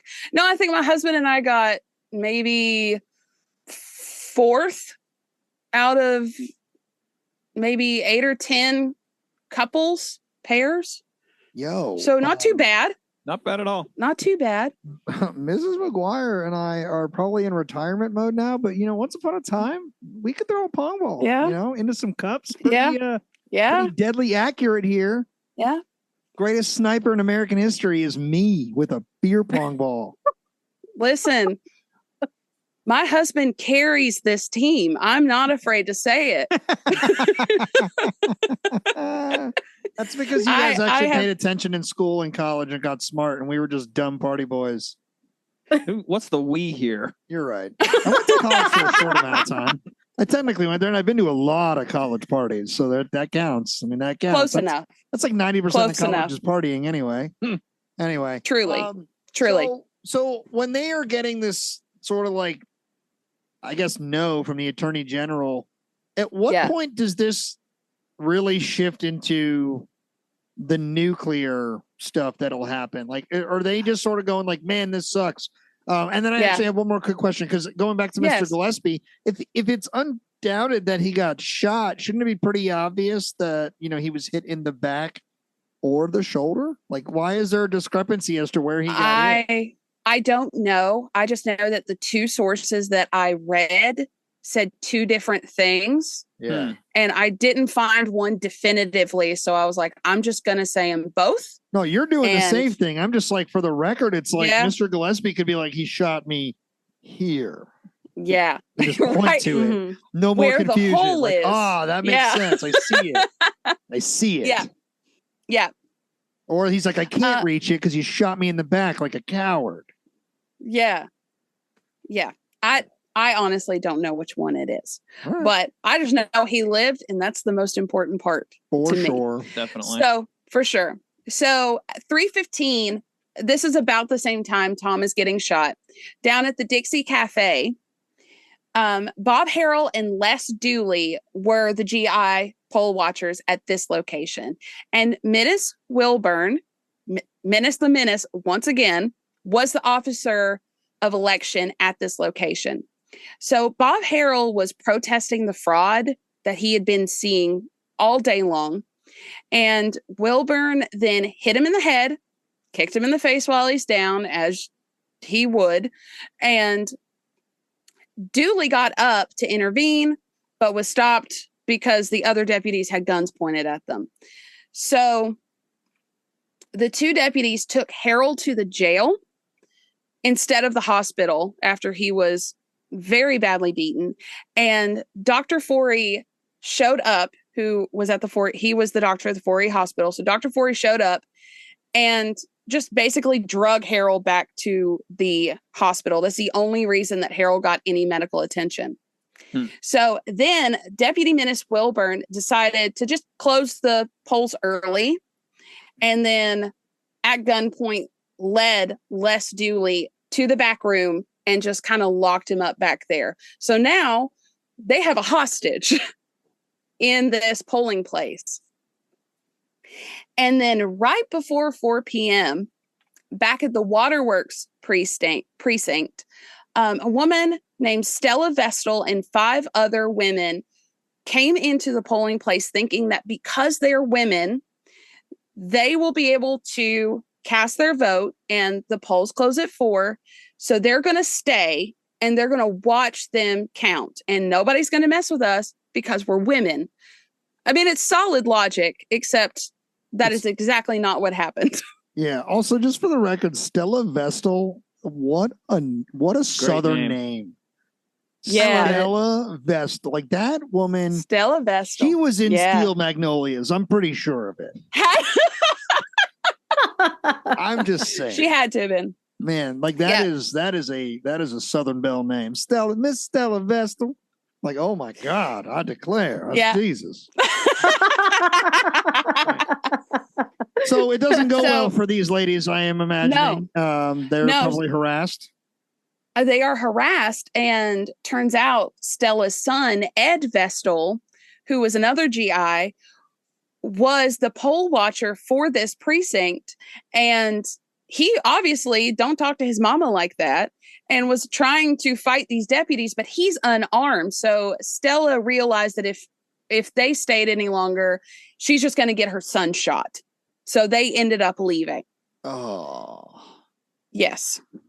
I mean, like, that makes sense. Like, man, what a terrible place to be in. It does.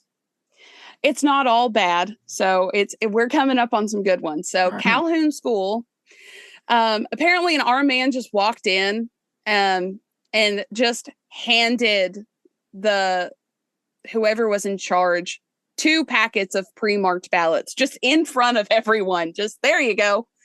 And then they closed. It's so blatant. They don't give a shit in your face.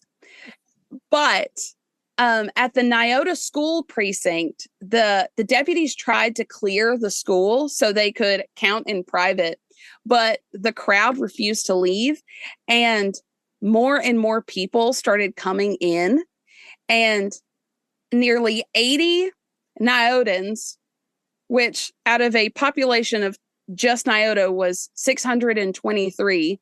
So 13% of the population stayed in this school. Yeah, I mean, that's a big number. Good for them. That's a big number. And they stood together and demanded a fair count. And because there were so many of them, they actually got a fair count in Nyota. So this is our first viewing of the citizens actually standing up for themselves and winning in Nyota. How nervous was the Cantrell machine in that moment? Probably pretty damn nervous, because Knox crushed Cantrell, 696 to 249. Wow. Yeah, that's a statement. Yeah. People are tired. Yes. And at the waterworks, Ed Vestal, who we mentioned earlier, and Shy Scott had been held hostage after Stella left. And Wendy Wise and another deputy were there holding them hostage. And they were told to sit across from the person counting and were threatened when they tried to leave. Because they were like, I'm not going to stay here and watch you just lie. So we're going to leave. But you have to think about the times. There is a large crowd just outside the windows waiting for these results, because that's how they got the results. They just waited for them to be posted outside. So it's like a fair outside. There are hundreds of people, and they could see through these very large windows that these men were being held at pretty much gunpoint, and the crowd was pissed. And the GIs knew when to get out of a sticky situation. So they were like, bye, I'm out of here. They got up. It was said that Scott jumped up, used the desk as a springboard, and just ran for the front door, which was an all glass door. It didn't break the first time. Damn, that's embarrassing. I know. But Ed Vestal came and hit him from behind, and between the two of them, they busted out of this door. So that's Matt bouncing off the glass door because he weighs 10 pounds soaking wet. And there's my 230-pound fat ass slamming behind and just breaking. Matt and I are breaking out of jail because the elephant ran into him. Sounds like the short end of the stick is for me. I mean, Matt, I just I just called you thin, buddy. You're the pretty one. I'm being the flattened one, apparently. That's true, but at least flattened, covered in glass. It's fine. Yeah. So Scott and Vestal aren't out of the woods yet because they make it out, but now they have two deputies who are pointing guns at them. So they start walking, and there are pictures of this out there. They're walking out of this precinct with their hands up and just slowly walking to the crowd. And the crowd sees what's happening, and the crowd starts walking towards them and just absorbs them into their, sheer numbers. And that's how they're able to get away. It's just, if nobody was there, they would have been shot. That's incredible. What a scene. Yeah. What are these two jabroni bad guys doing in this moment? They're obviously they let it happen, but do they then run away very quickly? No, they start bad mouthing the crowd, and the crowd starts bad mouthing them right back. They're like, put the guns down and come actually fight us and see what happens. Oh, okay. Bet.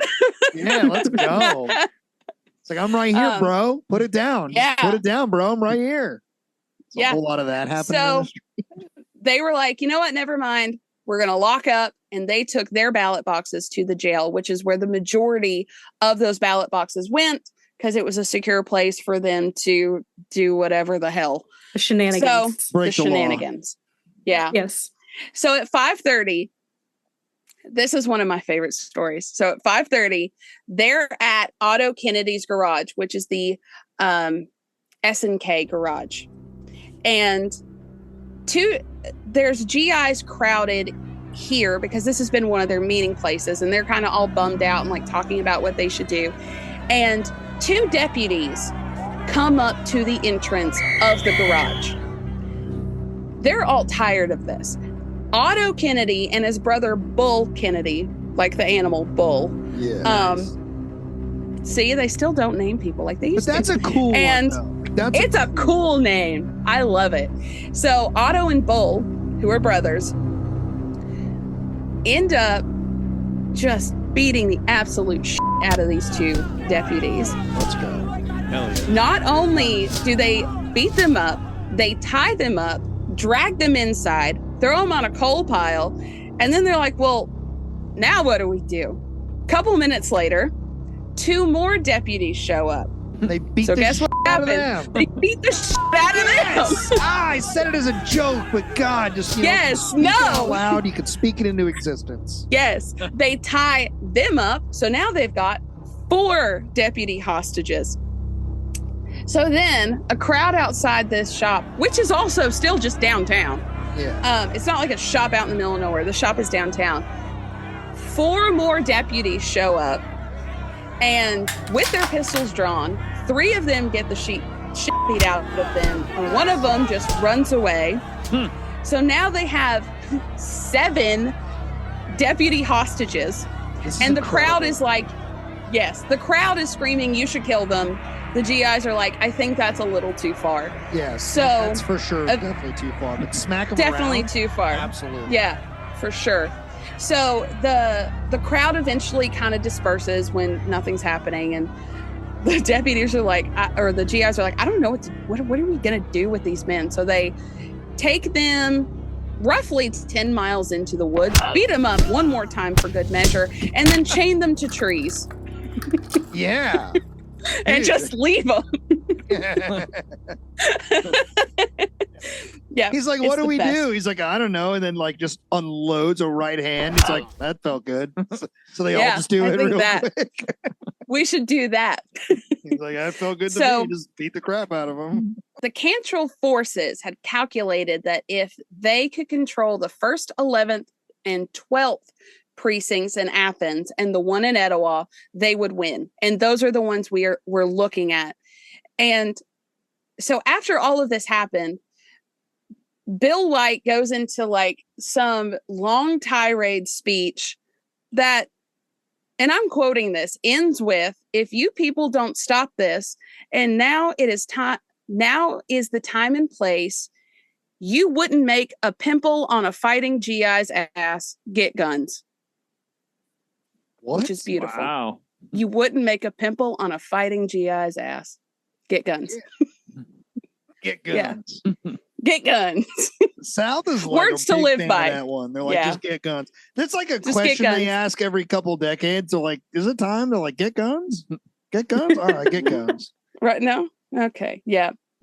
They're doing it again right now. Yeah. So this group of GIs go home and do just that. The majority of them come back with their guns, but they realize it ain't enough. It's not enough guns. So they got to thinking, and where's the next best place to get guns? Obviously, the local National Guard Armory. Okay. I like where this is going. I do too. So a couple questions before we get started. You said at draft time, there's like 3,500 or so from the town. How many of that 3,500 are actively participating in this? We don't know exactly because we'll explain this more later. After all of this was over, no one talked about it. That's why nobody knows about it.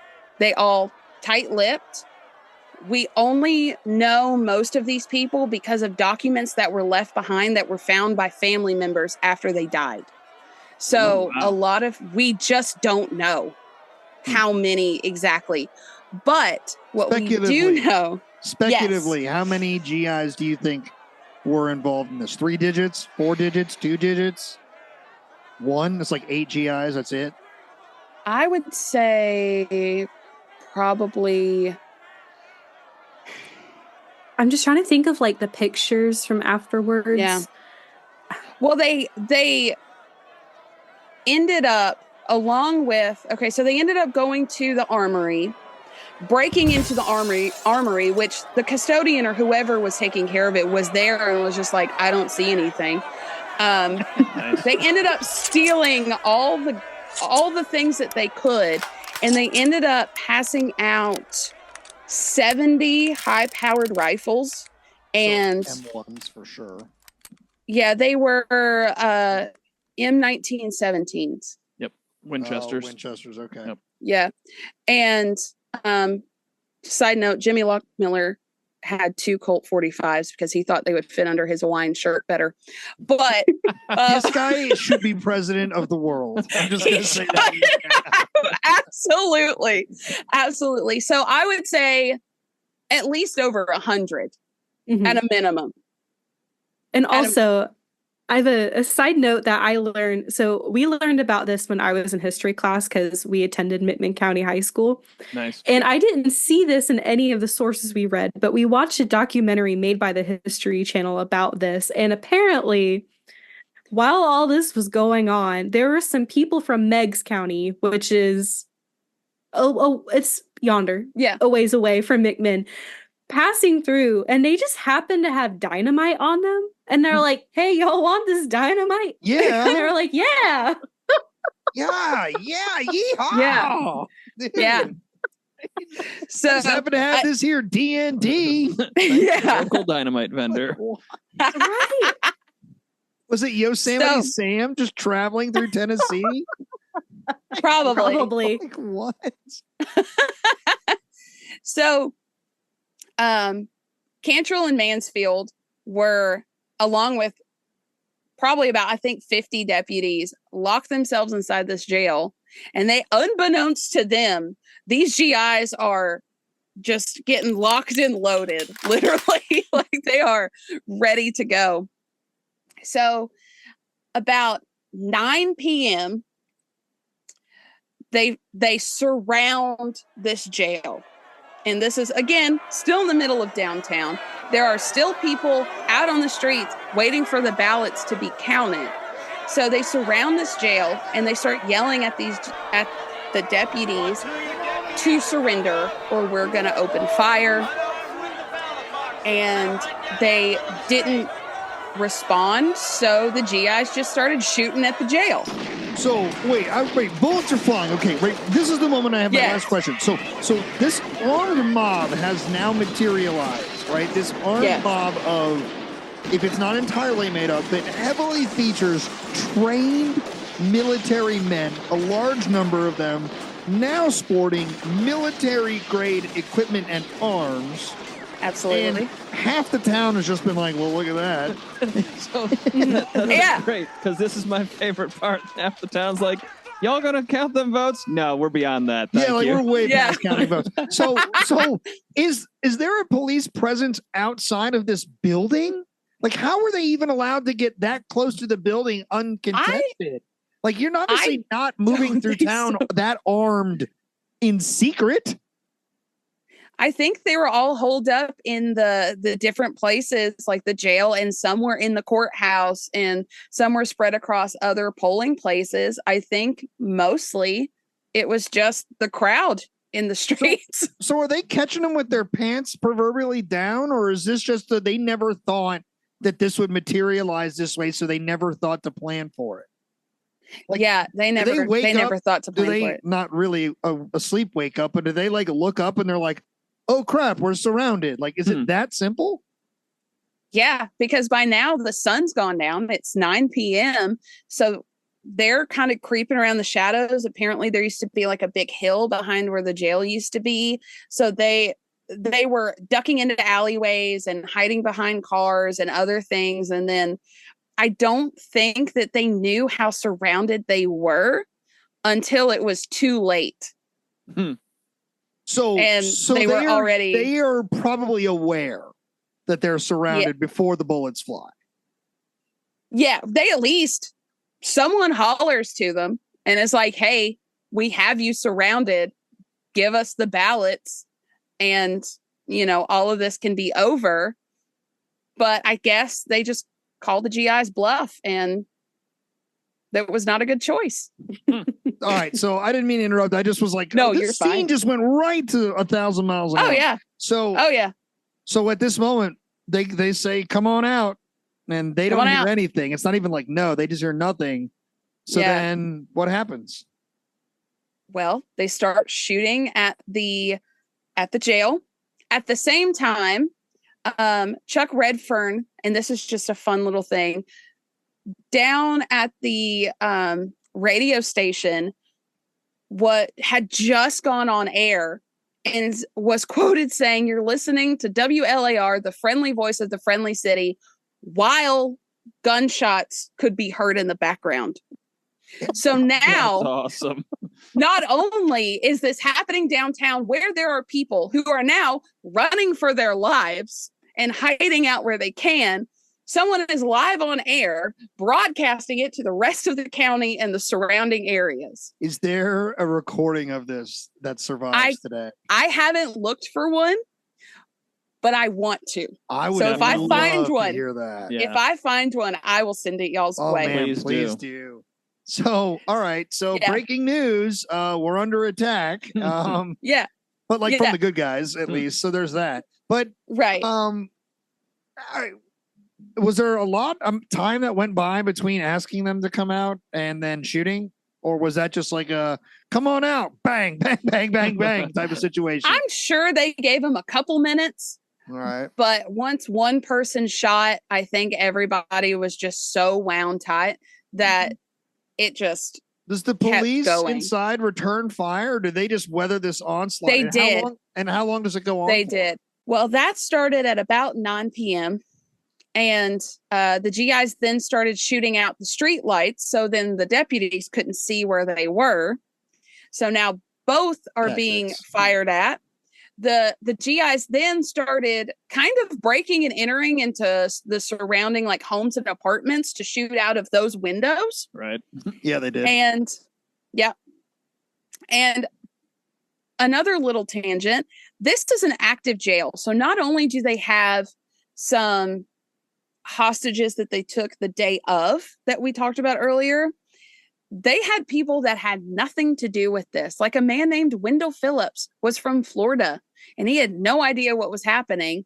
He had gotten arrested again 2 months earlier. I mean, he was robbing a service station, so that was kind of his fault. But wait. So he actually broke the law. So he's like the one guy in the jail that deserved to be there.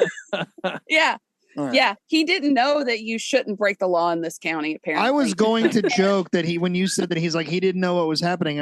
And I was going to say, and that occurred from the moment of his arrest. But no, at this point, it sounds like he is an actual criminal. But there was a guy named Jack Brown who was there from a, drunken bender. I'm sure that's what they said. But he was just sitting there in the jail from the night before. And all of a sudden now the jail is under attack. And I'm sure there were others as well. All right. So this has got to be hell on earth for everybody involved. The soldiers that just fought overseas, the bad guy police officers who obviously didn't. But, it doesn't matter where you see war. This is a battle. Like we are now in a pitched gunfight. There are innocent civilians in the middle of it running for their lives.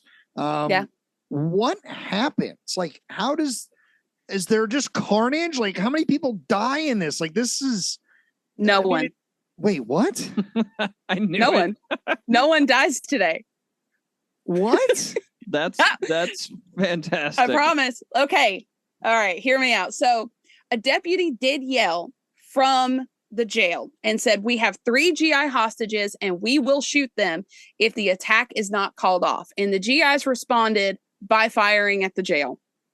Yeah, okay, because you would. But dude, first of all, what kind of a jerk do you have to acknowledge we have American soldiers as hostages? We'll kill them. Like, what? Dude, you're American. You're just So at around midnight, so it's already been about 4 hours, Constable Bryant Sharp tried to run out of the jail from the battle, but was very badly shot in the leg and ended up spending 3 hours in like no man's land. He was able to get to the hospital where a GI, Cecil Smith, had seen him and went to the jail for the sole purpose that he knew he needed a blood transfusion and gave him his blood. So gave the enemy his blood just so he wouldn't die. That's how much they didn't actually want violence. They didn't want anybody to die. It made me also wonder when you said he was shot like badly in the leg. It's like, are these guys intentionally just wounding? Like, I mean, these guys are all pretty trained with rifles at this point. Like most, let's just assume that the majority of the GIs in this story, Marines or whatever, actually saw combat. Let's just assume that. At the very least, went through training. They're pretty proficient with a rifle by the end of it, right? So, smart enough to recognize a blood transfusion is going to be needed. Sounds like this guy's getting hit at the leg. I am stunned that somehow nobody dies with the amount of trained men and rifle. Like, we didn't win the Second World War by accident. Like, our soldiers were good. So, it sounds like this is actually I almost feel like the GIs are just straight toying with the police. Like, yeah, I don't know if I would go that far to say that he was hit on purpose in the leg. I mean, these are, like you said, trained shoot to wound. Yeah, that doesn't happen. All right. So yeah, that's just the movies, man.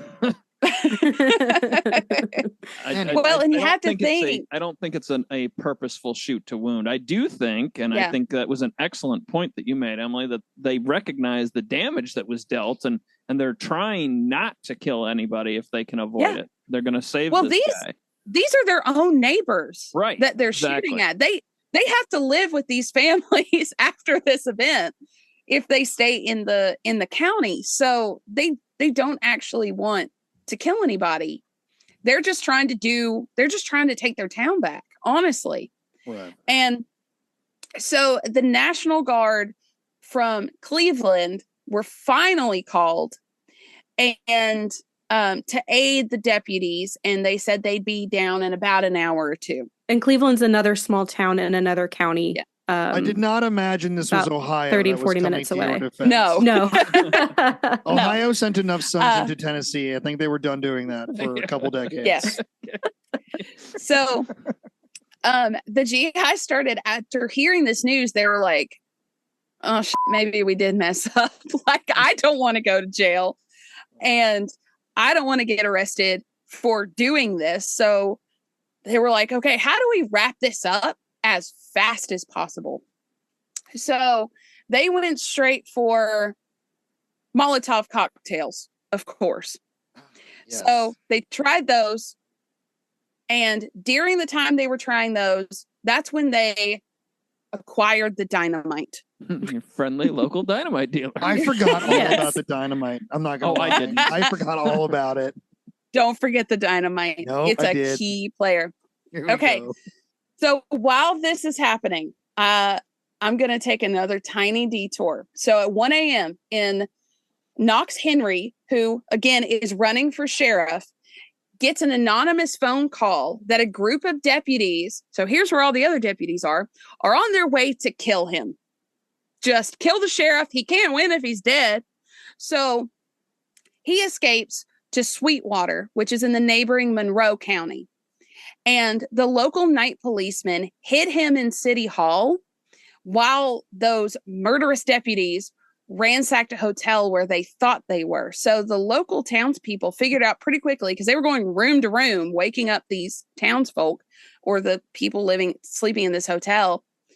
They figured out what was happening, surrounded the town hall that Henry was being hidden in, armed, and protected him from those deputies. So here's another, scene of the townsfolk being like, off. We're talking like the risk of like a statewide civil war. Like counties are like starting to beef against county. Like, first of all, how brazen for those deputies to like literally cross county lines and act like that. Like, yes, that's mind numbing in and of itself. So, so this county is like, no, fam. Yeah. You will not do that here. Absolutely not.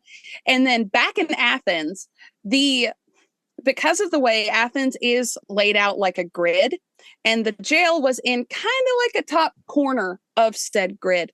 So, it wasn't uncommon for a block or two down the road for block party vibes to be happening. GI wives were bringing lemonade and cookies and replenishing the GIs, and they were just hanging out just where they couldn't get shot. And then the GIs would go back. Man, can you imagine like me on a BAR, you on a Winchester, just like finishing the clip and being like, lemonade? Always. Yeah, all right, you guys are on the front. We're gonna go rotate to the back and talk to the missus, get some lemonade. Yeah. It's cookie time. Yeah, we're gonna have some cookies, maybe play around the croquet. We'll be back. Yes. And then we roll back with the BARs and the Winchesters. Yeah. And a platter of cookies, because of course you gotta take some for the road. You're like shooting, like and Matt's like, you got crumbs on you. It's like, oh man, my bad. What a scene. Right. And okay, so around 2:45, they were like, let's finish this off. the first dynamite was thrown at 2:48. And this was after the GIs gave them a fair warning. They're like, if you don't come out within 15 minutes, we're gonna blow up the jail. And they got an ominous quiet. Is the National Guard on site right now? No, apparently they were taking their sweet time getting down there. They don't want to be involved either. Because for a minute, my brain is like, wait, the National Guard just chilled while you were like, yo, we're about to dynamite your ass. Like, come out now. And then they weren't did there yet. Okay, all right. So no National Guard yet. Okay. They actually, I don't think I ever saw anything of them actually showing up. So they're just authorized, but they don't actually mobilize. I guess not. All right. I mean, So look, the logistics first are thing- everything, but wow. Yeah. Yeah.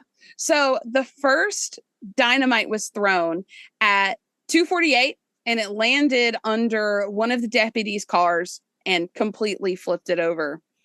And the second stick of dynamite was thrown at 2:50.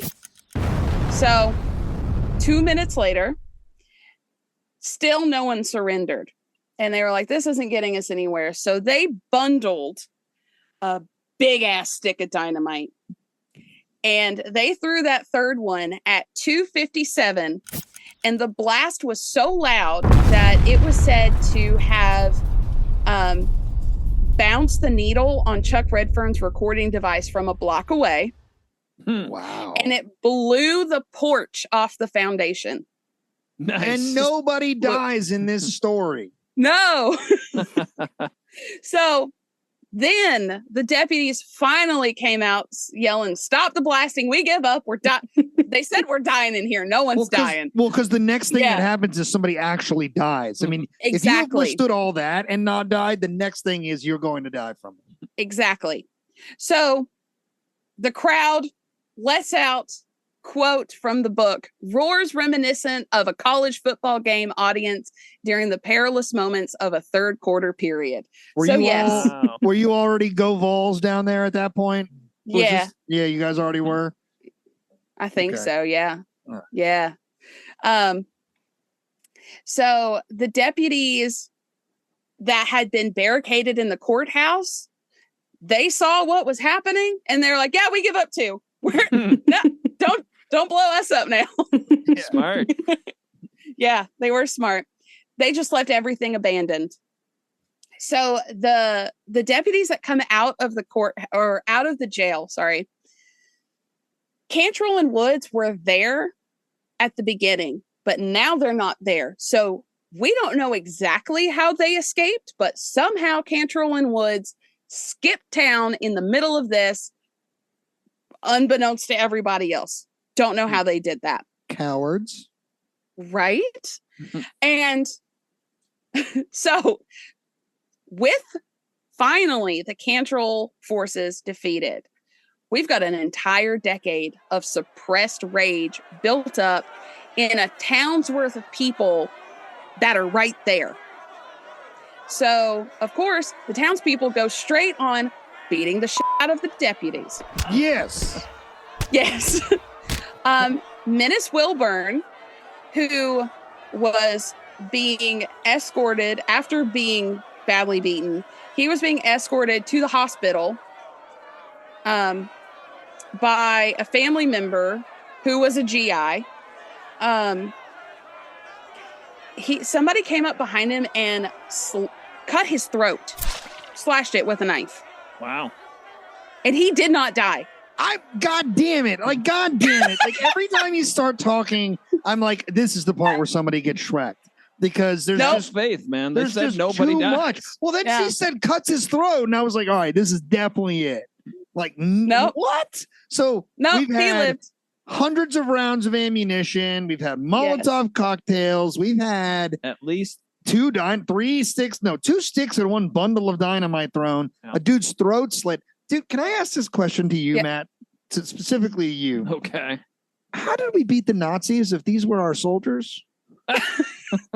Like, they didn't kill a single person. Well, I think they couldn't even defend a person. I think to Emileigh and Morgan's point, they really didn't want to. I was making a very hard joke there. Yeah. Our GIs were machines by 1945. Our GIs, Marines, everybody was. But like, just think about this absurdity of this entire experience so far. And then once again, here we go with a curveball. This guy gets his throat cut, but doesn't die. Like, what? What? Yeah. And honestly, what does it take to die in this story? I don't know. Not that I want. No one did. But so yeah. My God. So Biscuit Ferris was the prison superintendent, and his jaw was shattered by a bullet. So, I mean, he got shot in the face. Yeah, Wendy Wise was beaten senseless. Some of the crowd were screaming to hang the men. Some were actually just trying to shoot them, which the GIs did have to stop because it's like, you're going to shoot an innocent person at this point. So they got the crowd under control, locked the deputies in their own jail. Nice. And kind of left for the night. They just kind of quietly dispersed. What and at 4 a.m. The GIs suddenly are the police force. Like, we're here to mess this up, and then but we're going too far. So now you have to stop it. It's like, man, like, what a turn. Like, you went there to kind of overthrow this, and now you have to control the crowd that was with you a minute ago. Yeah. Mm-hmm. Yeah. Well, and again, they did not want anybody to die. They were not trying to get these people killed. They just wanted their town back. They just wanted, the actual law to do its thing. They didn't want to have these people that they knew dead, because it's like Menace Wilburn, the guy that was leading him to the hospital. Menace Wilburn's sister was married to that GI's brother. So, like, could you imagine being at Christmas dinner and being like, you let Menace die? Thanks. Like, it's Menace that sucked, small of a town. You're right. Yeah, Menace sucks. Yeah. Yeah. I made a bunch of terrible jokes. I was going to make a few there, but I'm just gonna abstain from terrible jokes. Yeah, I've hit my quota. Okay, Matt, I've hit my quota. Definitely. Jesus. So wait a minute. So with the throat getting cut, like, is there does that guy get the crap kicked out of him? Like what happens here? Like, where is the command and control? All the cops are in jail. Is it time to leave and vandalize? No, that doesn't happen at all. Okay. Actually, the GIs end up taking control of the town, and the next morning in the paper, Woods stated, as a member of the McMinn County Election Commission, I will concede that the GI candidates have been elected. So they were like, we're done. You won. You can have it. So after this battle happens, they spend the next couple weeks really kind of patrolling the town. And eventually Mansfield and Cantrell do come back. So Governor McCord and Ralph Dugan actually had a very tense conversation, because Governor McCord wanted to send the state police to control the town. And Ralph Dugan was like, absolutely not. You didn't help us before. You're not helping us now. This is our town. Go away. Right. And they ended up not sending the state police, and the GIs took control until the elected officials actually got into office and they figured out what they were going to do with the town. But there for, I think, like a week, they just didn't have any. They didn't have a mayor. They didn't have a sheriff. They didn't have anything, and things were tense, but there was no looting. Nothing bad happened like that. Did this town look like an occupied German city at this point? Like, were there just GIs standing on corners and, with these military weapons, just kind of holding the town down? And that's another question. Like, logistically speaking, do they go and take all the guns back to the armory at the National Guard, and the army's just like, yeah, cool. Like, you shot a bunch of our bullets.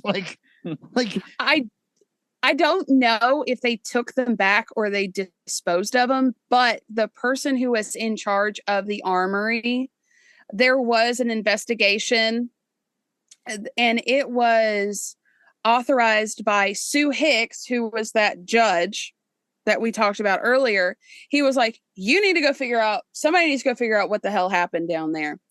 And the National Guard found, quote, no evidence that the armory was ever entered or that anything used the night of the riot belonged either to the state guard or the federal government. Oh, man. Wow. So they swept that right under the carpet. Yeah. Let's just Control-Alt-Delete this file. It never existed. Just get it out of here.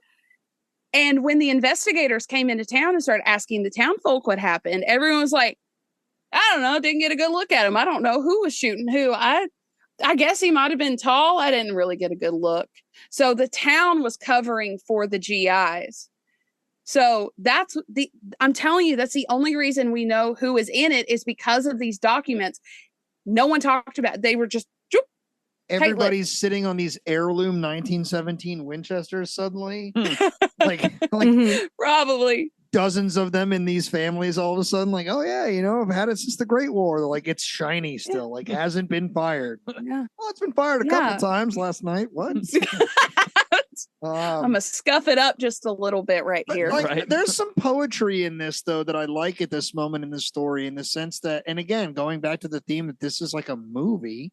These little boys, leave this oppressed moment in their town. They go to a foreign land. They fight these, fascist and tyrannical, dictators and empires, right? Hitler, the Empire of Japan, Italy, things like that. And they come home and they see that the war is not done. It's a different war. They need to fight for their town, and they do it. And it's this weirdly, chaotically tactful. Nobody dies, but for the good, the greater good, the justice of it all. And then it seems like the town repays that effort with not narking on them.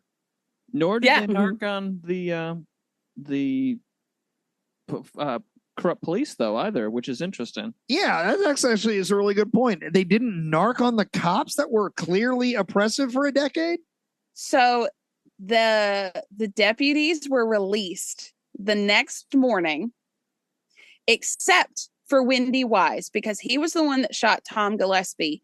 And the town was so mad that they were like, we're going to send him for as long as we can get. Unfortunately, Wendy was only sentenced to 3 years for shooting Tom, and he only served one of those years. Was Wendy for sentenced shooting by a man? Sue? Was Wendy sentenced by Sue? I don't know, but probably. That's horse hockey. I also just keep, every time you say somebody's name, I expect one thing, and then you're like, no, that's actually a dude too. Yeah. No. Wendy too, huh? Okay, cool. All right. I'm lost. So, all right. Well, obviously, justice is never as full as you want it to be. That kind of stinks, but at least he got publicly held accountable legally. 3 years is bunk, but at least he was sentenced to it. It was something. At least he served a year of it. Like, I hate making those concessions, but it's better than zero. Right. Which is what they had been getting away with, was zero consequences. So at least there's something here. So they squat on him for a little bit. His process plays out. How does the rest of this just fade into the lore? Like, is it just something that is talked about on the anniversary of it in quiet circles in the town, and the generations carry it? Newspapers talk about it? Not particularly. They didn't really talk about it for years, because they were like, I mean, we could still get in trouble for this if somebody actually finds out. So there were many people that went to their grave saying that, nope, it wasn't me, but it was that night. And in the aftermath of all this, Paul Cantrell ended up seeking asylum in Chattanooga for a while, and eventually just came back home and just worked in the bank with his family, because his family owned like the bank and the railroad and the utility and a couple other things in Etowah. And so he just came home and just got out of politics and just worked, and so did Mansfield. Wait, so these people just they came back home ever after. Yeah, Paul Cantrell and I believe it was Otto Kennedy actually became hunting buddies. Later on. What? Yeah, so they would just. It's a small they town. Just went for about ya. their life. They just went about life. I forget there's only like 6 people in this town. Holding a grudge is pretty hard. Yeah.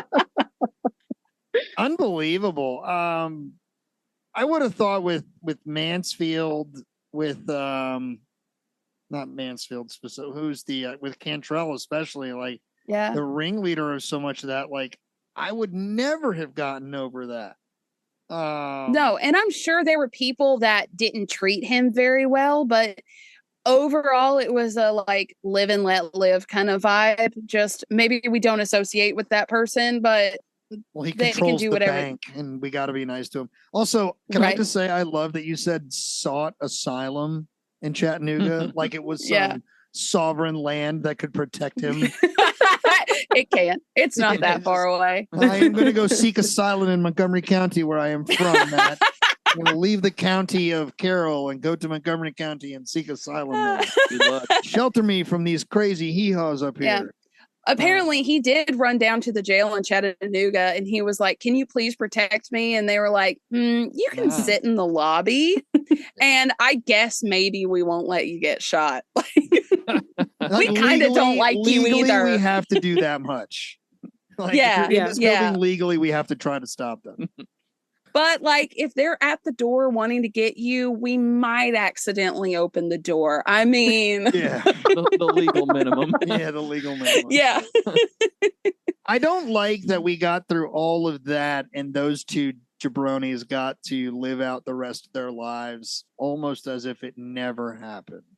I mean, with all the pain they caused. Yeah, there's probably social consequences. They're probably not well liked.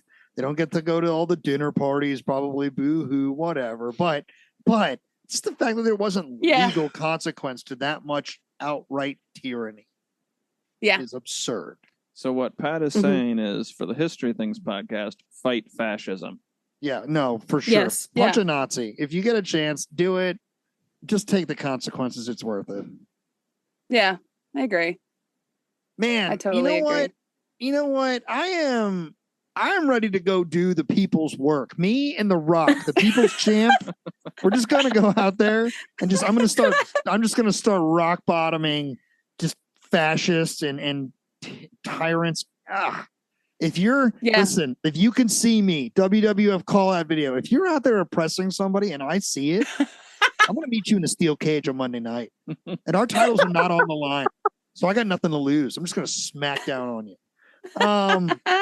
This is an incredible story, and it's so reminiscent of things like the coal miners that get into a gun battle with federal authorities, a story that I very, very much, Battle of Blair Mountain, that I very much want to cover here on the show. But, you know, it's not as rare as it sounds, right? When we let off this episode, I didn't mention right away that this sort of story echoes many other little happenings all over our nation's history throughout its entire existence. I mean, it doesn't even have to be when this nation existed. You could go back to colonial America during the founding times when we were expanding away from the British Empire. You know, there's stories that sound just like this.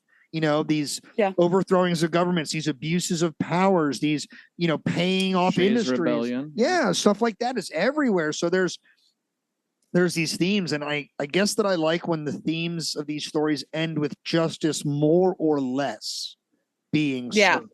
So that's actually the silver lining. Is there's a lot left on the table that I would have liked to have personally been different. You know, speaking about people getting theirs at the end of the story, but the fact that the Cantrell machine was stopped. Like that's a huge, not just stopped, wrecked. That's a happy ending. I mean, that's something. Does the town like just move on in a good way, or does it just kind of exist like it never even happened?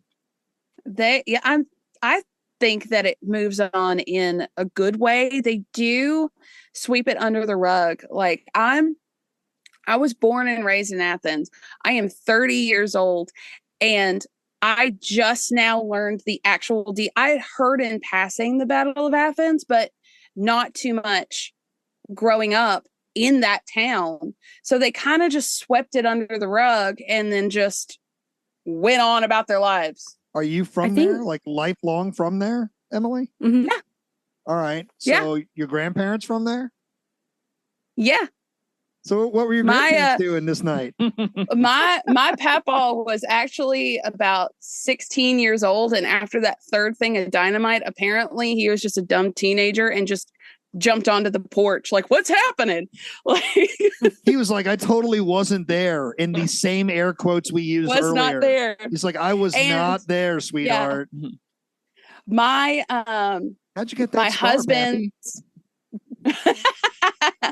my husband's great uncle was actually one of the deputies. Wow. Yeah. That's cool. Yeah. Did you bring that up when you found that out? Like, way to be on the wrong side of that story, bro. Yeah. Because, well, when I brought up that we were talking about the Battle of Athens, his entire family was like, we've got stories. So then I got a lot of like just. Well, that's good. At least they weren't like, oh, no, we don't talk about that. Do you find like in their experience with the legacy as difficult as that there's parts of it that they don't want to talk about because it doesn't shed the best light on the family history? Like, not them individually in their lives, but like, ancestor was on the wrong side of something. Morally, it's definitely something that, I mean, my in-laws and I have the best relationship ever, so they'll tell me anything. But if they were to if we were to talk about it with somebody that knows the area, knows the families and stuff, they probably wouldn't mention it at all. I just wonder, because the emotional heritage of things like that is, I mean, it's sensitive for things like the American Civil War, which have more than a century and a half behind them at this point. This is a story that we literally just said your grandfather was present for, right? Stuff like that. This isn't just some absurd, distant thing. This happened more or less yesterday, 80 years ago, in the scope of who we are. That's very cool. I hope that you revisit this story for the rest of your life, and every time you find something, I hope you share it with us. I will send you everything I learn about it. this is honestly, it's a fascinating story. It didn't feel good for most of it, but ends in a pretty feel good place. The good guys win. And oftentimes the good guys don't win. Or they don't get as clean of a win as this. These guys overthrew that terrible government. So that's pretty cool. Yeah. What type of do you focus on stories like this that are just local to you all on ill-equipped history, or do you guys, like us, do you guys just kind of branch out wherever the wind takes you? We just kind of branch out wherever the wind takes us. Like this last episode that dropped was, I think, the Shackleton's trip to the Endurance in Antarctica. Oh, right on. And then one of the next ones we're doing is the history of NASCAR. So of course you are. Of course you are. Of course. But we do go back to the small town things too. We do go back to the small town things. The Volstead Act being stupid and nothing came out of it. And then as soon as I said that, Jake Wynn and Cody Aish, our friends up here who are huge NASCAR fans, like popped into my head with just disappointing nods of just like, no. They totally would too. Because like NASCAR came out of Prohibition. So that's cool. It did. 100%. Yeah. I look forward to that episode because you are brilliant. I personally couldn't care too much about NASCAR, but I enjoy your storytelling. So I will listen to that episode with relish. I will open my mind to it. But I mean, literally do more than turning left, people. Formula One turns, the car turns two directions. Well, they do actually have some road race tracks now. I know. And they, what race was it that there was an American NASCAR car, and it was the Le Mans? It was the Le Mans, and it was like a bunch of these nice, fancy, European cars, and then like American yeah Camaro right there. American muscle And it was just like rolled in there. It did screaming. not do well, from what I We were understand. playing Leonard Skinner. We were too busy rocking out with freedom to win the Yeah. race. Yeah, apparently the people that were there said it was because it's a 24-hour race. They were like, it was really easy to stay awake because every few minutes we had this blaring alarm clock going past us because our cars are so loud. Yeah. They're so loud. Boom. And then when you add the Skinner on top of it, and the sounds of shotguns being fired every 10 seconds. God, freedom. Eagles screeching. Absolutely. God. Yeah. Oh. God, what a scene. All right, so this episode is coming out in August. So conversationally, the episodes we just talked about on Ill-Equipped have been out for quite some time. If you haven't caught up with them, go back and listen to them. Their show is growing quite a backlog of episodes like ours has. So you got tons of stuff you can go back and listen to on a rainy day, on a sunny day. It doesn't matter what kind of day. Go listen to it.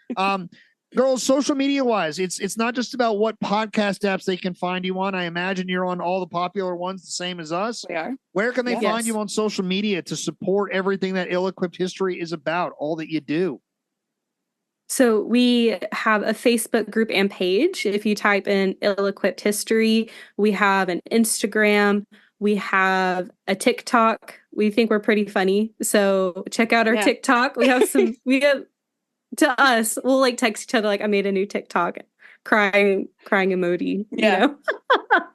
And we also have a Patreon where we have bonus episodes, merch, stuff like that. Yeah. Awesome. Well, so check out Ill-Equipped History. Make sure you hit like, subscribe, follow along to them, leave them 5-star ratings and reviews, and then jump back over to our page and do that. If you haven't left us 5-star ratings and reviews yet, shame on you, freeloaders. What are you doing? Just listening to our free show, not helping us out? Come on, help us. Damn, Matt and I are doing all this lifting here. No, in seriousness, as always, to you, our listener, we are very grateful. Going into our 5th year, as you can see behind us, the studio has grown, looks a lot different. We're able to more consistently communicate with people across different time zones, better quality audio. So in short, all of the help you have been doing, it means everything to us. So thank you. Now share some of that love with our friends over at Ill-Equipped History Podcast, because quite frankly, they're doing the good work and they deserve it. And they listen to This Paranormal Life, which is a great show, and you should listen to it too. Yeah. And Kit and Rory, if you're listening, shout out, and I will will make his day. I will, but I will also be submitting my list of recommendations for your show as the ultimate Patreon subscriber. So this has been a wonderful episode. Thank you for sharing this obscure piece of American history with us. If you're down there visiting Tennessee and you're doing the Nashville thing, or if you're out in the Smokies doing the moonshine thing, find a way to carve out a time and a place to get to Athens and explore this moment in time where the people just had enough and they took it back for themselves. That's right. And then, come back and tell Morgan and Emileigh that they did a kick-ass job telling the story on their show as well as ours. So you guys have anything else? We'll leave you guys with the last word tonight. I am pumped up. I am happy the good guys won, but now I'm exhausted because I went on an emotional roller coaster with you all. Well, thank you, Pat and Matt, for having us. We have literally been so excited to have this opportunity with you guys. We literally had to give each other a pep talk before we got on. The pleasure was ours. Absolutely. That's awesome. No, we're very grateful. Thank you for that. Matt and I are super famous, so I'm glad that you were nervous. No, I'm just kidding. We are not famous. No, and honestly, it's exciting to hear other people be excited about doing what we do as storytellers and podcasters, collaborating with friends, new and old alike. So it was a pleasure to meet you guys through the internet a few weeks back. It was a pleasure to chat a bit and then to have a real chat tonight. So now as friends, we'll stay in touch. We'll have you back on the show. Anytime you guys have a story you want to tell, you reach out to Matt and Pat, and these microphones here will get turned on right for you all. Our audience is yours. Thank you very, very much. Thank you. For you, our listener out there, are you tired yet? The summer has been long. It has been hot. We blitzed you in July. The August offensive is well underway at this point. Definitely. Smack, smack, smack. You've been hit by big tidal waves. You've been hit by people overthrowing governments. I don't even know where we're going next. But and I think we got a shipwreck coming up. That's a staple of ours. We got another shipwreck coming up for you out there. But there's a lot going on, and this has been another busy summer, so thank you for sticking around. We look forward to winding down the year with you guys as we move into the fourth quarter in the next few weeks. As always, guys, this has been the History Things podcast, well into season 5. For our guest today, the Ill-Equipped History Things podcast. That's what the show is now. No, the Ill-Equipped, the Ill-Equipped History podcast with co-hosts Emileigh, Brady, and Morgan Reavis, right? Reavis. I did it. I said I wasn't going to do it, and then I started thinking about Darrelle Revis, shutdown corner in the NFL. Not the same person. Morgan Reavis, even more badass. This is Thank you. I am out of gas. I am Pat McGuire. This is Matt Borders saying we will catch you all later. Have a good night.